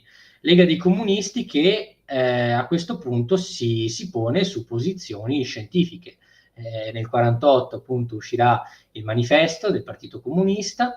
Abbiamo appunto tutto il discorso del 48 in giro per l'Europa e vediamo come si inizia, cioè Marx e Engels impostano una impostazione scientifica a questo punto. Le innovazioni che portano Marx e Engels sono principalmente due, come poi dice anche Engels stesso. La prima è quella della scoperta del plusvalore e la seconda appunto è quella della concezione materialistica della storia, cioè appunto un riprendere e osservare la storia in maniera appunto materialistica come lotta di classe, come appunto lotta fra sfruttati e sfruttatori e poi ovviamente in questo rientra poi tutto quanto il discorso della dialettica che prende da Hegel, però in chiave ovviamente materialistica. E qua c'è appunto anche una parte importante su il plusvalore Io prima del plusvalore sono attratto da quell'immagine della piramide sociale secondo Marx, che sì, io non riesco a leggere e credo anche i sì, un po'. nostri follower. E quindi ti invito a partire dall'alto e venendo in basso, e com'era Ovviamente questa piramide sociale. A me in alto ricorda un ovviamente abbiamo i po'. capitani. A me ricorda un po' le piramidi tipo quelle delle scuole elementari, no? Degli egizi, dove c'è il faraone, i Sì, sacerdoti. e a me l'immagine messa così anche un po' una Babele, una torre di Babele è destinata al crollo. Allora, l'immagine sì, vediamo appunto come in cima ci sia il capitale, cioè appunto questo sacco di soldi. Poi abbiamo appunto le La teste coronate. fresca.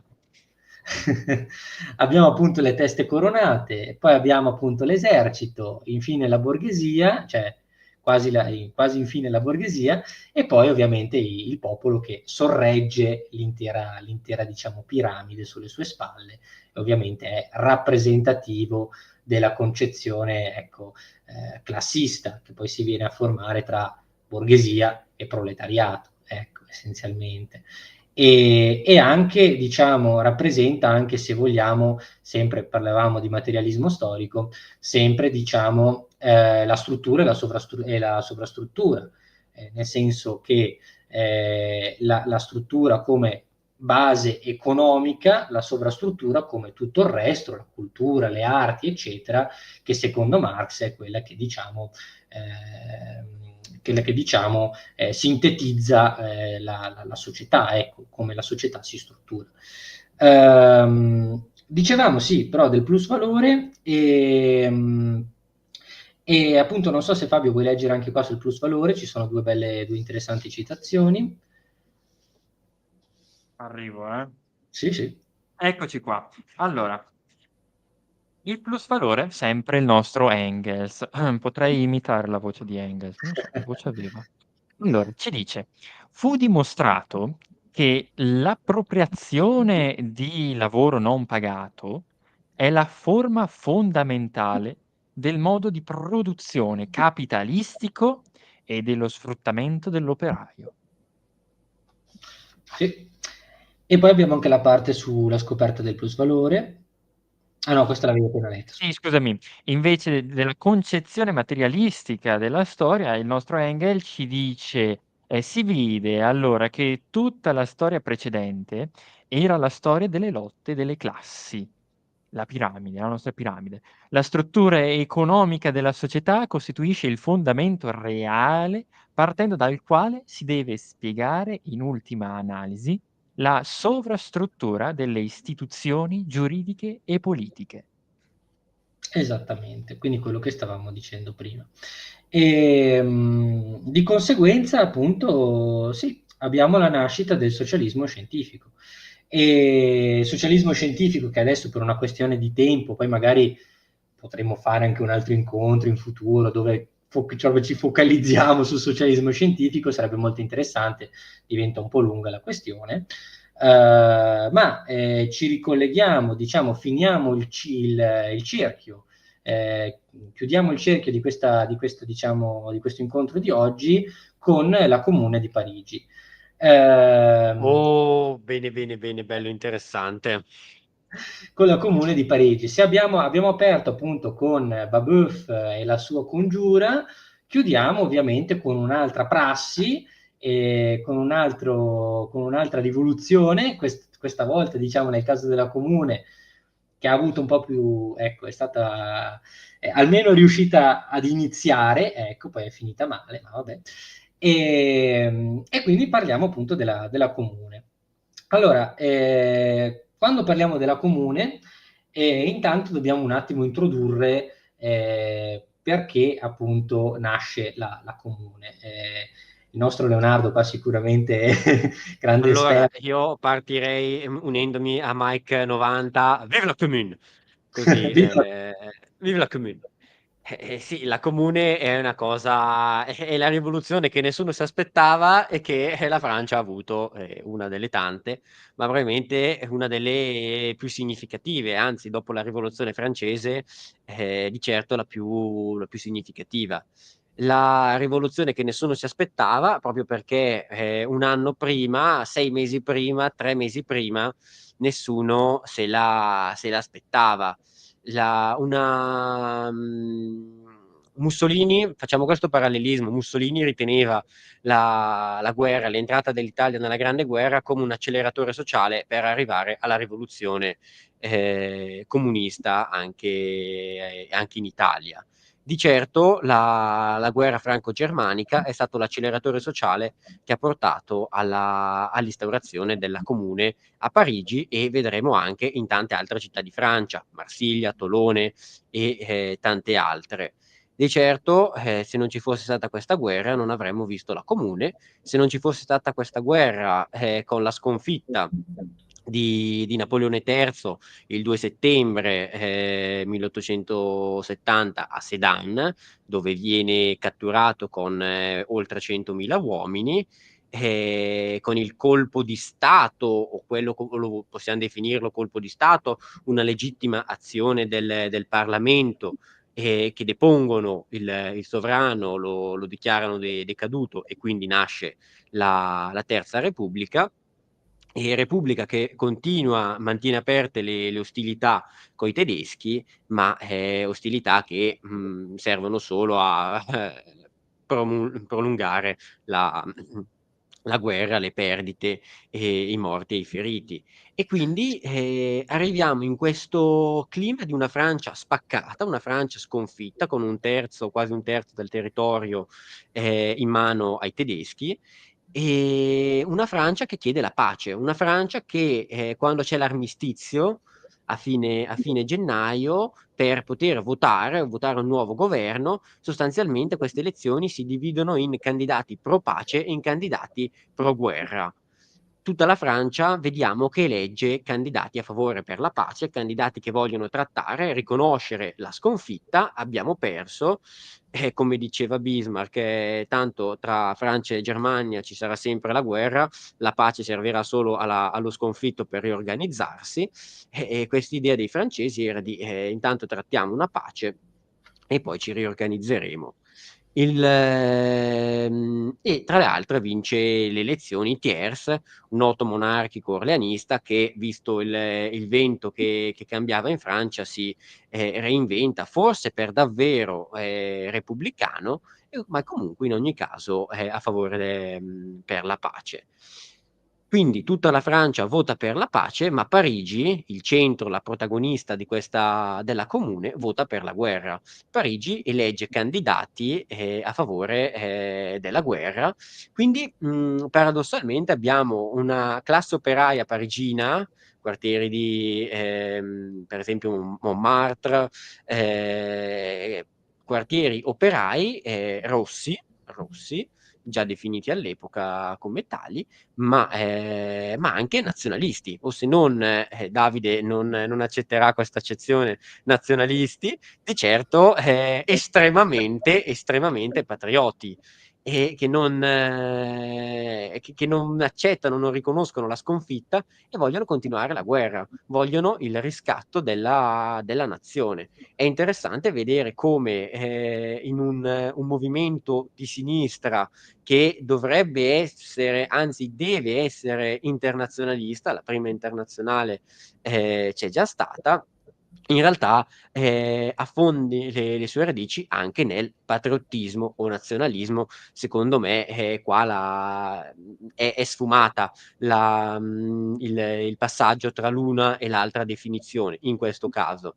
E quindi abbiamo l'avventura dei comunardi e della Comune di Parigi, che invito Davide ad analizzare meglio, e soprattutto a vedere anche le altre comuni che ci sono state in Francia, che spesso che passano in sordina chiaramente, però ci sono state, e da italiani gli chiedo anche il ruolo che ha avuto Garibaldi all'interno non tanto della comune, ma di come questi veniva ricordato e menzionato, diciamo, dai comunardi. Ricordiamo che Garibaldi, assieme alla testa dell'armata dei Vosgi, riesce a conquistare l'unica bandiera prussiana della guerra, è l'unica vera vittoria a Digione che i francesi, ma guidati da Garibaldi, ottengono. E quindi Garibaldi viene candidato alle elezioni come, diciamo, candidato come campione della sinistra in praticamente tutte le circoscrizioni, Nizza, diverse nel sud della Francia, e tra cui anche Parigi, e ovviamente in ognuna di queste vince. Poi ad oggi potremmo farci anche una speculazione elettorale: il candidato è forte, mettiamolo in tutte le circoscrizioni così tira voti alla lista, per metterla anche molto brutalmente, ma bisogna tenere di pari passo gli alti ideali con anche i motivi, le cose di segreteria dei partiti. Quindi questa è la triplice domanda inerente alla comune. Aggiungo Allora, solo una cosa, mi permetto, giusto, Mike 90 dice che il 18 gennaio c'è stata la proclamazione del secondo Reich tedesco proprio nella Galleria degli Specchi a Versailles. Quindi fra un'ora, poco meno di un'ora e mezza, auguri secondo Reich tedesco. Perfetto. E i allora francesi, i parigini, andarono a fargli un regalo tentando di marciare su Versailles il 19, però le cose andarono molto male. Allora, rispondo un attimo. Allora, sul discorso nazionalistico, no? Allora, qua dentro c'è una citazione di Marx che penso che poi ti darà torto sul discorso nazionalistico, internazionalistico. Nel Beh, senso, però Marx mi è un po' di parte, Marx è un po' di parte, lo mettiamo, sì, giusto un pochino. Comunque, diciamo che allora, da questo punto di vista, la comune rimane patriottica, io non direi tanto nazionalista, in quanto non c'era la volontà dei comunardi di conquistare parti della Germania, della neonata Germania, parti, diciamo, di altri stati. C'era la volontà semplicemente di risolvere, diciamo, questo tradimento che agli occhi del popolo parigino è stato un tradimento, fu un tradimento per non voler continuare la guerra, per voler arrendersi, diciamo, all'invasore che nel frattempo stava cannoneggiando Parigi già a settembre e stava mettendo Parigi in ginocchio. Quindi io la vedrei più come un discorso patriottico che, se vogliamo sempre fare un parallelismo con il Novecento, è anche qui interessante, nel senso che il patriottismo, o perlomeno diciamo la sua concezione, poi con ad esempio le varie guerre della decolonizzazione, sarà un motore, un propulsore enorme per il movimento comunista socialista, ecco. E quindi sì, dicevamo appunto che nasce la Terza Repubblica. La Terza Repubblica nasce appunto il 4 settembre 1870, nasce in un momento, dicevamo, tragico, nel senso che il nemico è alle porte, e lo stesso giorno in cui nasce la Terza Repubblica scoppia la prima comune. La prima comune scoppia a Lione il 4 settembre. Fu una comune non come quella parigina, ovviamente, fu una comune repubblicana, e più, diciamo, ovviamente molto radicale, nel senso, però pur sempre repubblicana, che durò praticamente pochissimo, perché ovviamente parallelamente era appena nata la Terza Repubblica, un'altra Repubblica, ovviamente l'idea di avere una Repubblica dentro un'altra Repubblica non aveva un granché senso.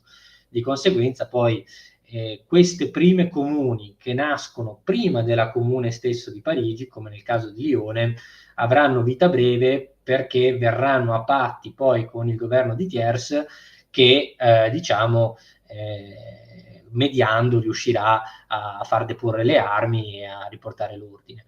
Vediamo appunto come sulla comune c'è tutto il punto di vista di Marx, che è estremamente interessante. Ovviamente insomma, Marx è di parte, questo è risaputo, però secondo me è interessante perché intanto dà una ricostruzione dei fatti, per quanto di parte, certo, ma insomma veritiera, e comunque dà una prospettiva, diciamo, una prospettiva di come erano, di come sono stati accolti, diciamo, di come è stata accolta la comune all'interno del mondo socialista, della prima internazionale in questo caso, questi fatti e poi la successiva, diciamo, soppressione della comune stessa.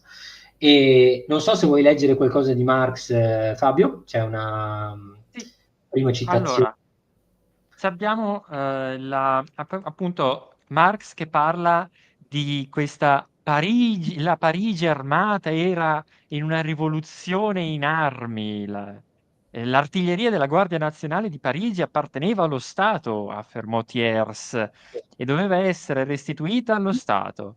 Thiers aprì una vera e propria guerra civile, mandando Villeroy a capo di una moltitudine di sergents-de-ville in spedizione notturna contro Montmartre, che prima abbiamo citato, uno dei quartieri rossi, per impadronirsi di sorpresa delle artiglierie della Guardia Nazionale. E prima, appunto, sempre Marx definisce Parigi come nel turbamento della sorpresa. Quindi un qualcosa di scosso, di scosso all'improvviso, e definisce anche, ma in questo conflitto tra il dovere nazionale e l'interesse di classi, il governo della difesa nazionale non esitò un momento a trasformarsi in governo, eccolo qua, del tradimento nazionale. È interessante appunto perché si capisce il punto di vista, no? Tradimento, perché questa concezione del tradimento deriva appunto, come è stato detto prima nei commenti, da il 18 gennaio e appunto dalla proclamazione del Terzo Reich, quindi del Secondo Reich, scusate, e quindi appunto da Bismarck e Guglielmo appunto a Versailles, che proclamano la nascita appunto del Secondo Reich. Diciamo un'umiliazione, ecco, un'umiliazione che il popolo di Parigi vive malissimo, ecco, e a questo punto è determinata la Guardia Nazionale a non deporre le armi. E anche qui c'è tutta una diatriba tra c'è tutta una diatriba tra appunto Thiers e la Guardia Nazionale, nel senso che Thiers intima e dice dovete deporre le armi, eccetera, perché appunto siamo lo Stato e comandiamo comandiamo e dettiamo la legge. La Guardia Nazionale, del canto suo, dice che quelle armi sono state acquistate dagli stessi appunto cittadini, e di conseguenza c'è questa diatriba dove da una parte effettivamente le armi sono state acquistate, dall'altra parte però si tratta dello Stato legittimo, perché è stato votato comunque. Certo, non ha avuto il massimo dei voti all'interno di Parigi, però si tratta comunque di uno Stato legittimo. Quindi vediamo come appunto c'è questa diatriba. E tra l'altro qua il parallelismo con la guerra civile americana è fortissimo. Una parte di Stato non riconosce l'esito democratico delle elezioni e nel caso degli Stati Confederati secede, nel caso della Comune non secede, ma comunque crea un'entità federale, possiamo definirla in questo modo, all'interno dello Stato, con ampissimi poteri e prerogative in mano al comune stesso. E Thiers si sente probabilmente, come Lincoln, in dovere di riunificare lo Stato, punire i ribelli. Infatti, anche se a sentire quello che scriveva, oltre che la stampa di Versailles, dove risiedeva Thiers con il suo governo, ma anche Thiers stesso, i generali che poi andranno a combattere i comunardi, sono toni feroci i toni di Marx, ma anche quelli dei versagliesi, che avevano come primo obiettivo stroncare la Comune, evitare che il pericolo rosso dilaghi in tutta la Francia, in tutta Europa, e risolvere in fretta e furia questo problema. Sì, sono toni da guerra civile, diciamo la verità. Sono toni da guerra civile. Vediamo come appunto questa E guerra... anche la brutalità della guerra. Certo, certo, I assolutamente. comunardi messi al muro e fucilati, hai le mani sporche, hai le mani nere, ok, hai maneggiato la polvere nera, vieni qua che ti fuciliamo. Esattamente, esecuzioni sommarie, anche qui poi vedremo dopo il conto dei morti, c'è anche qui tutto, diciamo, un discorso, quanti furono, anche qui è molto difficile dare dei numeri, ma ne parliamo dopo. Comunque, la Comune, diciamo, inizia il 18 marzo, quando essenzialmente Thiers prova a togliere le armi. Prova a togliere le armi in quello che può essere definito, diciamo, un tentato colpo di Stato, però verso se stesso, perché tecnicamente Parigi era ancora della Terza Repubblica. E prova perché appunto va da Bismarck precedentemente e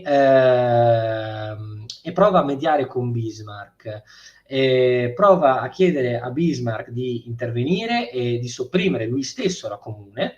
Bismarck si rifiuta, essenzialmente dice che non è affar suo, che deve pensarci la Terza Repubblica che è appena nata, e di conseguenza all'alba, alle prime ore dell'alba, il 18 marzo, appunto Thiers manda i suoi uomini e prova a disarmare la Guardia Nazionale. Finirà malissimo perché ci sarà un enorme caos, nel senso che inizialmente le cose vanno per il meglio, poi le ore passano, l'alba diventa metà mattinata, diciamo, le truppe che Thiers manda iniziano a dialogare con il popolo di Parigi, iniziano a non rispettare più gli ordini e si arriva addirittura, diciamo, a episodi come quello del generale Locomier e Clément Thomas, che vengono giustiziati dallo stesso esercito di Thiers, messi al muro e giustiziati, perché appunto succede che essenzialmente questi generali, odiati già dal popolo, perché presero parte nel 48 a sopprimere le rivolte e quindi erano già odiati, per di più darono l'ordine di sparare sulla folla, darono l'ordine, diciamo, di sequestrare comunque le armi alla Guardia Nazionale. gli stessi soldati si rifiutano di obbedire e invece sparano loro e vengono appunto giustiziati sul colpo. Questo sarà, diciamo, l'inizio dall'altra parte, ovviamente dalla parte della Terza Repubblica, sarà il casus belli, diciamo, per far iniziare lo scontro, per dire voi ci avete ucciso i generali, adesso noi iniziamo a bombardare Parigi. E quindi succede essenzialmente che per l'appunto la Guardia Nazionale prende le cose nelle sue mani, Parigi nasce la Comune di Parigi nasce il Comitato Centrale che era questo organo nel quale appunto Parigi si autoamministrava, si amministrava e che sarà composto prevalentemente da gente che faceva parte ovviamente del popolo, comunque, o piccola borghesia o comunque proletariato mediamente istruito, ma comunque faceva parte, diciamo, di una certa tipologia di astrazione sociale. Anche E perché la borghesia se l'era data a gambe, la visti borghesia giustamente se i n'era tempi che andata a casa. correvano. Giustamente, insomma, se n'era già scappata a Versailles, non è che stava lì. E vediamo appunto come parallelamente alla nascita della Comune di Parigi, il 22 marzo rinasce la seconda Comune di Lione, e anche questo poi diciamo avrà vita molto breve, ecco, e nasce appunto il 23 invece a Marsiglia, anche qui una comune. Poi ne nasceranno molte altre, per carità, ma avranno tutte quante appunto vita breve perché a differenza di Parigi saranno molto più disorganizzate, non avranno comunque i numeri tali di forze della Guardia Nazionale per resistere, il popolo in armi non sarà così forte, di conseguenza saranno schiacciati. Anche E, perché tutto il resto della Francia ha votato per la pace, ha votato per interrompere la guerra contro sì, i i prussiani e rurali quindi sicuramente sì, non sicuramente sì. aspetta che ti abbiam sentito un po', Sì. laggare. Prova a parlare? Mi sentite? Sì, ok, a Ecco, posto. perfetto. E quindi motivo per cui il massimo dello sforzo di Versailles si è riversato su Parigi, anche Certo. perché dall'altra parte c'era tutta quella lo strato di popolazione, rurale, cattolica, e che era non è che accettava, riconosceva la sconfitta e, capiva che l'unica cosa da fare era, trattare una pace. E diciamo sul discorso della pace, anche qui appunto come dicevamo prima, il popolo si sente tradito, anche perché a porte chiuse Thiers, come dicevi anche tu prima, parla di pace, cioè nel senso scriverà anche una lettera a Gambetta dove dice appunto che bisogna trattare, che ormai non c'è più nulla da fare, però diciamo all'opinione pubblica continua a dire che invece bisogna resistere e quindi c'è una visione contrastante. Ecco. E perché la comune? Nel senso la comune richiama la comune del 92-93, 1792-93 e richiama diciamo ai fatti sempre di Robespierre, richiama sempre alla parte più rivoluzionaria francese e richiama anche ad una forma che doveva assumere appunto la comune di tanti piccoli comuni in giro per la Francia che dovevano tecnicamente autoamministrarsi in una dimensione diciamo decentralizzata. E sempre sulla comune ci sono due citazioni di Marx, sempre dalla guerra civile in Francia, Sì. interessanti. Allora, denuncia Marx, con queste parole, denuncia appunto l'accanimento controrivoluzionario perpetrato contro contro i comunardi e dice: il popolo di Parigi muore con l'entusiasmo per la comune, in numero superiore a quello dei morti di qualunque battaglia della storia. Bisognava evitare la diffusione di malattie e soprattutto nascondere il genocidio dei rossi. E poi c'è anche su che cos'è la comune, appunto c'è proprio la definizione di Marx, diciamo, di che cos'è la comune. Sì, parole molto nette anche qua, molto altisonanti anche, mi permetto di dire, e dice: la comune fu l'antitesi diretta dell'impero. Parigi operaia, con la sua comune, sarà celebrata in eterno come l'araldo glorioso di una nuova società. E quindi vediamo appunto sempre anche qui comunque la ripresa, diciamo, di tutto un discorso comunque utopistico che guardava ovviamente alla costruzione di un mondo nuovo. Ecco, questo rimane E ovviamente. dice anche appunto che è stata proprio l'insieme di tutti gli elementi sani della società, quindi cioè, è Non lascia glorificata. dubbi. Eh sì, è il massimo, è glorificata dopo che questa è morta. Durante la sua esistenza e nel suo futuro, nella sua eredità immortale, la definisce tutti gli elementi sani della società francese, con anche questa figura internazionale che riunisce tutti gli operai del mondo, con come un campione audace dell'emancipazione del lavoro, cioè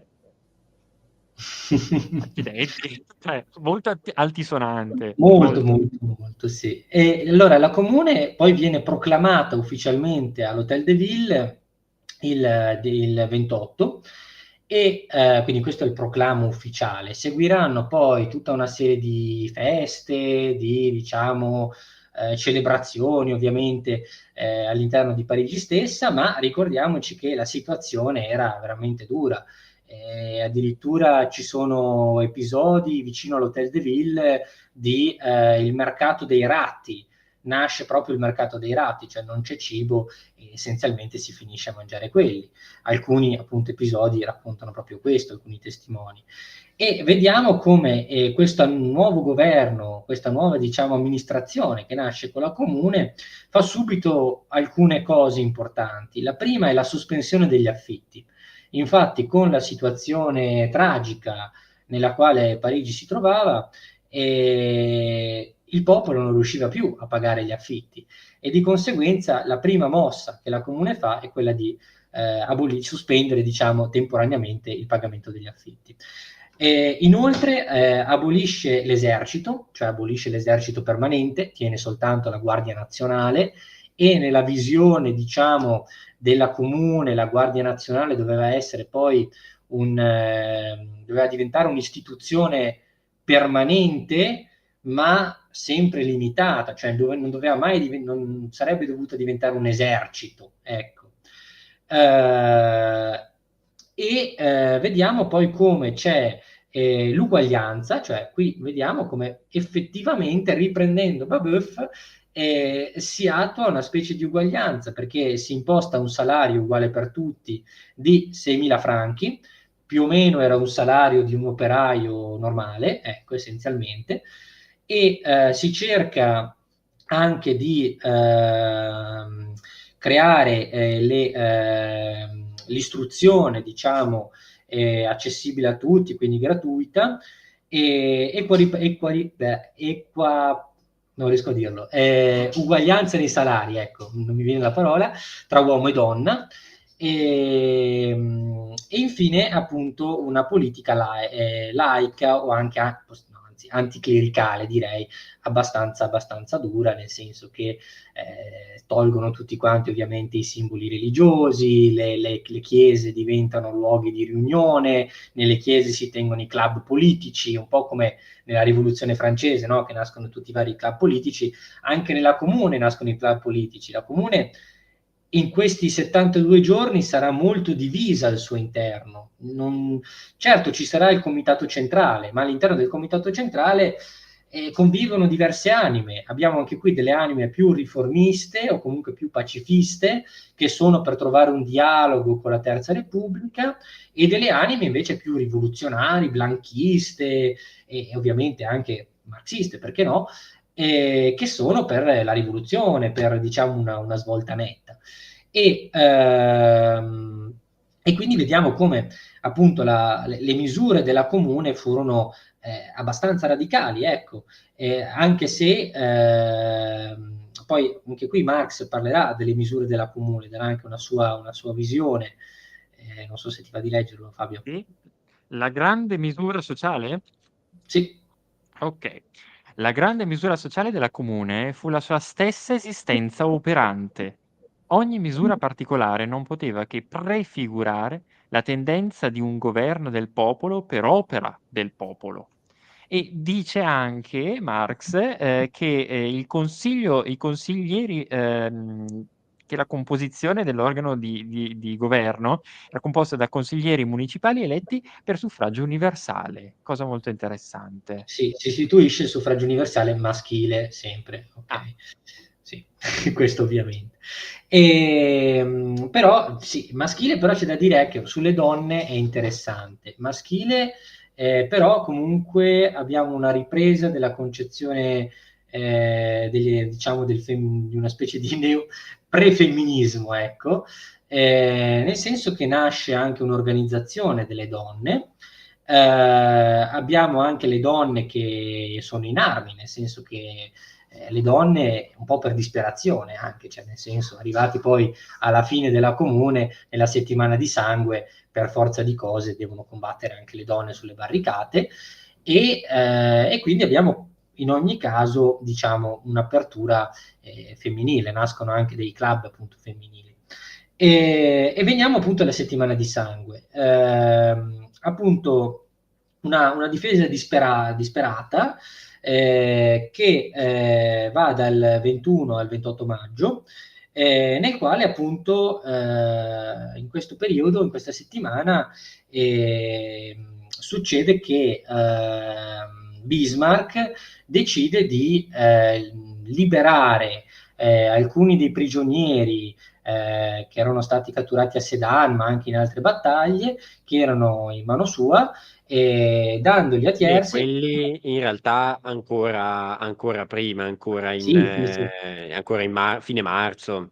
ancora prima, però diciamo che intanto la mediazione tra la Terza Repubblica e Bismarck va avanti nel periodo della Comune e quindi seppur sulla carta tecnicamente la Germania che era appena nata e la Comune non erano belligeranti, poi diciamo che ecco, Bismarck comunque aveva l'interesse anche lui a sopprimere la Comune, di conseguenza non lo fa direttamente, lo fa indirettamente, dando diciamo il numero esatto di soldati, il Sì, numero giusto di soldati. sostanzialmente fece passare da 40.000 uomini dell'esercito francese, secondo le clausole dell'armistizio, a 100.000 uomini, per Sì. cui liberando tutti i 370.000 prigionieri internati in Germania, una parte di questi furono mandati a combattere, e da qui capiamo anche la brutalità degli scontri. Immaginiamoci questi soldati che erano partiti con l'idea di fare una guerra lampo e vittoriosa, finiscono catturati a Metz, a Sedan o in tante altre battaglie e internati in Germania, e capiamo benissimo la rabbia, la frustrazione che hanno e che vanno a sfogare sui comunardi, che vengono soldati, ricordiamolo, che non venivano da Parigi ma venivano dalle campagne, e quindi capiamo bene come fanno a sfogare l'odio sulla Parigi rossa, cioè la propaganda che veniva fatta sui versagliesi deve essere stata una cosa molto molto pesante, e chissà come venivano descritti effettivamente questi comunardi dagli ufficiali versagliesi, dai sottufficiali versagliesi. Come venivano descritti non lo so, ma vedendo e studiando com'è stata poi la settimana di sangue e anche le violenze che ne seguirono dopo il 28 di maggio, sicuramente deve essere stata molto molto forte e carica di odio. Sì, infatti diciamo anche qui i numeri diciamo non sono chiari, nel senso che alcuni storici partono da una stima a ribasso di 6.000 morti fino ad arrivare in alcuni casi a 30.000, ecco. poi ovviamente, nel senso, i numeri non sono chiari, non potremo mai sapere precisamente, ecco, quanti erano, però ovviamente la ferocia fu tanta, ci fu veramente un Secondo accanimento. me una stima corretta è attorno alle 10-12 mila persone. È possibile, è possibile. Poi abbiamo anche i prigionieri sono 40.000, cioè abbiamo ovviamente i morti, ma poi abbiamo anche i prigionieri che vengono spesso mandati nelle colonie francesi, in Nuova Caledonia, diciamo nelle colonie penali, e spesso ci rimangono anche decine di anni in condizioni ovviamente disumane. Quindi l'accanimento verso la comune andrà avanti anche successivamente, ecco, non è che si Sì, interrompe. anche se dopo in realtà per i più c'è stata un'amnistia Sì, sì, sì, c'è stata un'amnistia e questo ovviamente assolutamente c'è qualche stato. anno dopo. Sì, sì, sì, sì, no, questo sì. Però diciamo, E ti interrompo vediamo ancora una volta sul lato delle perdite. È sì, interessante vedere che i morti, quindi i feriti in realtà sono di più, ma i morti versagliesi sono 900 e qualcosa, sotto le 1000 unità. E questo a me ha fatto riflettere sulla effettiva capacità di combattere della Guardia Nazionale, cioè quanto effettivamente erano efficaci i comunardi dietro le barricate. Perché se io versagliese, informazione chiusa tendenzialmente, se devo sfondare, qua stiamo anche entrando su aspetti un po' più tecnici militari, ma che ci sta a approfondire su come possono avere ripreso il controllo della città, attaccando più o meno in una formazione chiusa.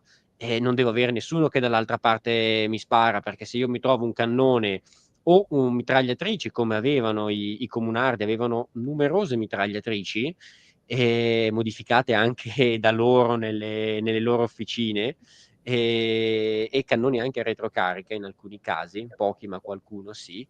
La mia domanda è: se io metto dietro una barricata alcuni cannoni, non passa più nessuno, ma a questi cannoni deve esserci gente ben addestrata che rimanga lì a farli funzionare. Secondo me c'è stata sicuramente è stata molta violenza di gente presa, ma l'effettiva efficacia dei comunardi a combattere è stata, la reputo molto bassa, pur ma non avendo approfondito i combattimenti strada per strada nei miei studi, però lo vediamo dai dati delle perdite, certo. meno di 1000 morti. Di conseguenza vuol dire che quando questi andavano dentro in colonna, i comunardi se la squagliavano, Poi c'è non rimanevano di certo lì più di tanto. Anzi, poi abbiamo proprio qui il chepì della Guardia Nazionale sedentaria questa. Sedentaria. Poi c'è da dire comunque che, ecco, sicuramente durante la settimana di sangue, sì, cioè, nel senso, la fatica era già tanta, cioè si veniva da 72 giorni comunque di bombardamenti continui, Parigi era costantemente assediata, e ripetiamo, c'era la fame, nel senso che la gente mangiava i ratti, di conseguenza Sì, anche assolutamente. se poi sui ratti, elefanti, topi, cani e gatti li mangiarono per lo più durante l'assedio prussiano, quindi dicembre-gennaio. Lì è stata dove la fame era È stata tantissima. altitudine, Cioè, sì, noi sì. stiamo trattando un argomento serio e Fabio si è messo il chepì con sopra le cuffie, fa anche molto carrista della VV2.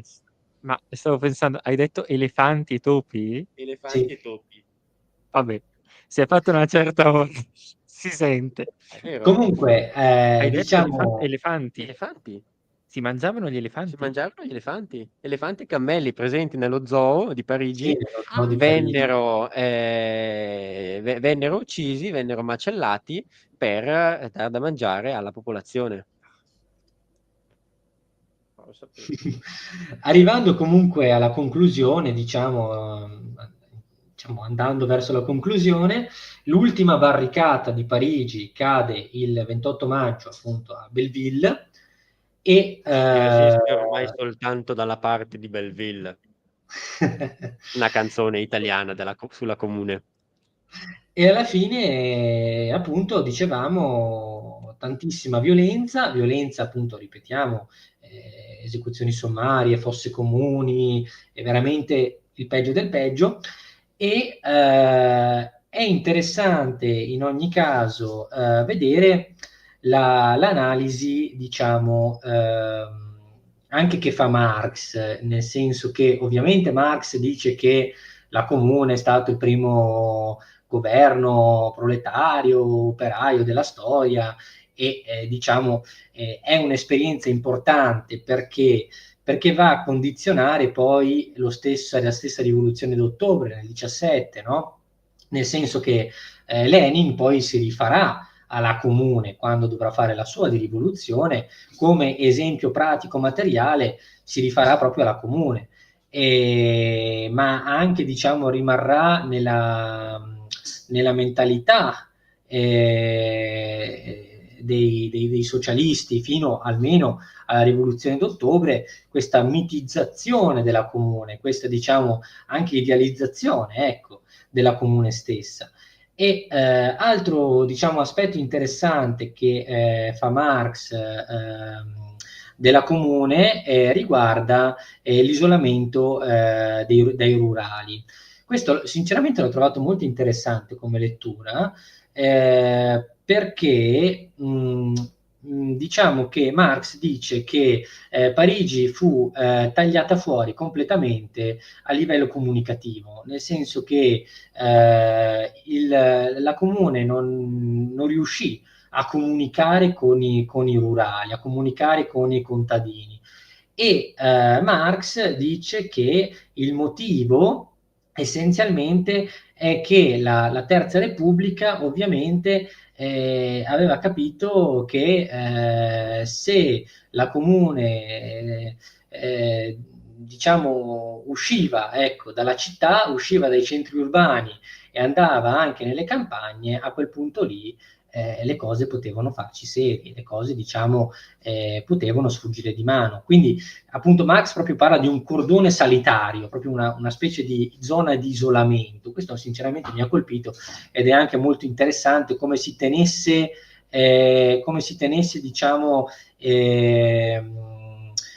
anche l'aspetto comunicativo, l'aspetto propagandistico, già Nascosto proprio, nascondeva quello che stava interessante succedendo a come la Parigi. propaganda qui, sia da una parte che ovviamente dall'altra, gioca un ruolo fondamentale, nel senso anticipa molto quello che poi sarà nel Novecento, la propaganda del Novecento, eccetera, eccetera, anche la propaganda più recente, ecco, anche dei giorni nostri, se vogliamo. E poi appunto la strategia di Bismarck, nel senso Bismarck, possiamo dirlo, alla fine è quello che ha vinto, nel senso è quello che, diciamo, non sporcandosi le mani, è riuscito a sopprimere comunque un'insurrezione comunque nel cuore della Francia, ma senza, diciamo, senza entrare in guerra, quindi senza appunto usare i suoi uomini, usando appunto la Terza Repubblica come un pupazzo per i propri interessi anche. Quindi queste tre analisi secondo me sono interessanti e sono importanti ed è quello che possiamo diciamo portare a casa dall'esperienza della Comune. Ecco. Perfetto. E Per con cui, questo ho concluso le slide.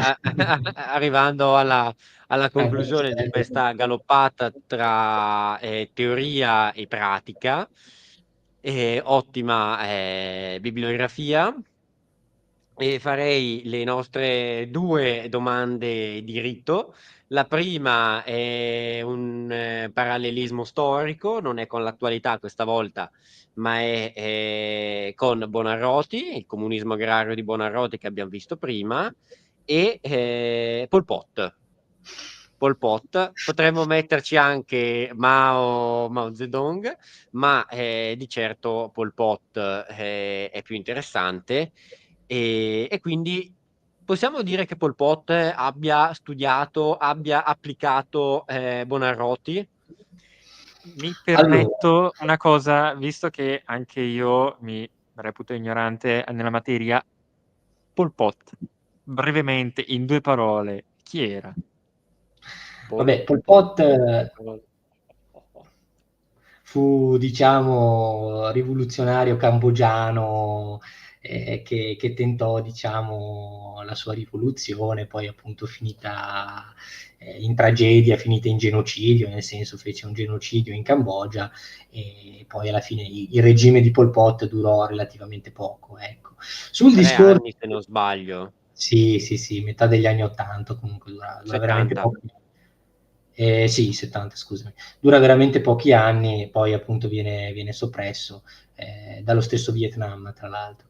E, e appunto, bah, solo su Buonarroti, allora io non lo so, cioè nel senso, se effettivamente Pol Pot abbia mai letto Buonarroti, io questo non posso Allora, saperlo. io direi di no, visto che leggeva Marx e non lo capiva. Probabile, Però probabile. C'è da dire una cosa comunque. Mao era un grande conoscitore della rivoluzione francese, era un grande studioso soprattutto del periodo del terrore, di Robespierre. Di lui si vantava che si ispirò personalmente a Robespierre e alla ghigliottina, quindi cioè, comunque c'è una lettura di certi eventi storici, ecco, e questo sicuramente. Sul discorso agrario, ma come dicevamo prima, Buonarroti ha questa intuizione, nel senso che fu uno dei primi che vede appunto nel mondo diciamo rurale, nel mondo contadino, una possibile svolta rivoluzionaria e come dicevamo appunto fu avanti rispetto a molti altri, nel senso che Marx, il giudizio che lo stesso Marx dà della comune sui rurali è abbastanza duro, dice che i rurali comunque sono buonapartisti, dice che comunque i rurali sono conservatori, sono reazionari, non vale neanche c'è la da pena. dire che è vero, c'è da dire Sì, che in no, quel no, caso è vero. era vero, assolutamente. Poi Marx dice che se fossero entrati in contatto, diciamo, i rurali con la comune, probabilmente anche loro sarebbero andati in armi. E vabbè, questo non possiamo saperlo, ovviamente, se oppure no. Però sicuramente c'è da dire che Marx, ma non solo Marx, dopo di lui vedeva nei contadini il regresso, non vedeva il progresso, non vedeva la classe operaia nei contadini, una possibile classe rivoluzionaria. Sarà soltanto dopo, cioè nel Novecento, se vogliamo anche con Gramsci, ma ovviamente anche con Lenin, falce e martello, no? I due simboli del lavoro, le due classi essenzialmente, l'alleanza tra operai e contadini, no? E sarà proprio, diciamo, poi nel Novecento che questa cosa, diciamo, ma non, anche qui nel Novecento questa cosa la si apprende, ma non per intuizione, ma per necessità, nel senso che se guardiamo alla Russia diciamo pre-rivoluzionaria, di operai non ce n'erano molti, cioè nel senso ce n'erano un po' a Mosca, ce n'erano un po' a San Pietroburgo, ma nel senso cioè, c'erano solo contadini, quindi per forza di cose Lenin dovette piegare, diciamo, la teoria di Marx in un determinato modo affinché anche in Russia si potesse, diciamo, fare la rivoluzione di stampo marxista, ma ovviamente leninista, ovviamente, diciamo, fatta nei contadini. E poi se andiamo ovviamente con Mao, questa cosa è portata all'estremo e anche a Pol Pot, nel senso, se perlomeno a Mosca c'erano degli operai e in Cina non c'erano, cioè in Cina non c'era neanche il capitalismo, c'era proprio, nel senso la Cina, sappiamo bene, esce dalla seconda guerra mondiale che ovviamente nel senso di industrie non ne ha praticamente e ovviamente la Cambogia meno che meno, quindi questo è ovviamente è interessante, ci fa riflettere e ovviamente deve essere spunto di appunto riflessione e così ecco. Perfetto. E ora chiudiamo con il nostro classico un libro, un luogo e un film inerenti al socialismo, alle cose che abbiamo trattato questa sera. Allora, come luogo io direi, mi sento di dire il muro della Comune, nel senso il muro che si trova a Parigi, al cimitero di, non mi ricordo come si chiama precisamente, Père Lachaise, no, non so, vabbè, comunque al cimitero che si Sì, trova a sì, Parigi. credo di sì. Père Lachaise, ma non so come si pronunci, quindi vabbè. E evitiamo gli strafalcioni in francese. E, che appunto è un luogo storico, luogo anche di commemorazione. Ogni anno appunto viene fatta la processione, vengono portati i fiori, vengono portati diciamo gli onori ai caduti e ai martiri della comune. E quindi sicuramente come luogo, secondo me, almeno a me personalmente piacerebbe andare a vedere il muro, il famoso muro durante, diciamo, le commemorazioni. Con Come l'uniforme del centesimo ci vai? quella forse è meglio, non lo so, non lo so. Vestito da comunardo forse, ecco, sei più socialmente accettabile, però vabbè. Beh, E, quello sì. e come film mi sento di consigliare Il giovane Marx. È un bel film, io l'ho visto un po' di anni fa, non mi ricordo tantissimo, perché l'ho visto veramente tanti anni fa, però è un bel film perché appunto si concentra sulla figura di Marx da giovane, quindi il suo rapporto che Marx ha con appunto Proudhon, con tutto il mondo, diciamo, degli utopisti. E quindi si vede proprio bene in quel film, secondo me, il Marx, diciamo, pre manifesto, ecco, pre 48. E per la nostra chiacchierata di questa sera sicuramente è calzante, ecco. E cos'era il libro, il Sì. terzo? Ok. Per il libro qui sono un po' in difficoltà, nel senso che tra le fonti che Puoi darne anche più di uno, sì, anzi. sì, sì, nel senso che tra le fonti che ho consultato sono tutte abbastanza pesantine e sinceramente non sono una lettura da così da sabato sera a letto, ecco, tranquilli. Secondo me quello più, diciamo, divertente per certi versi,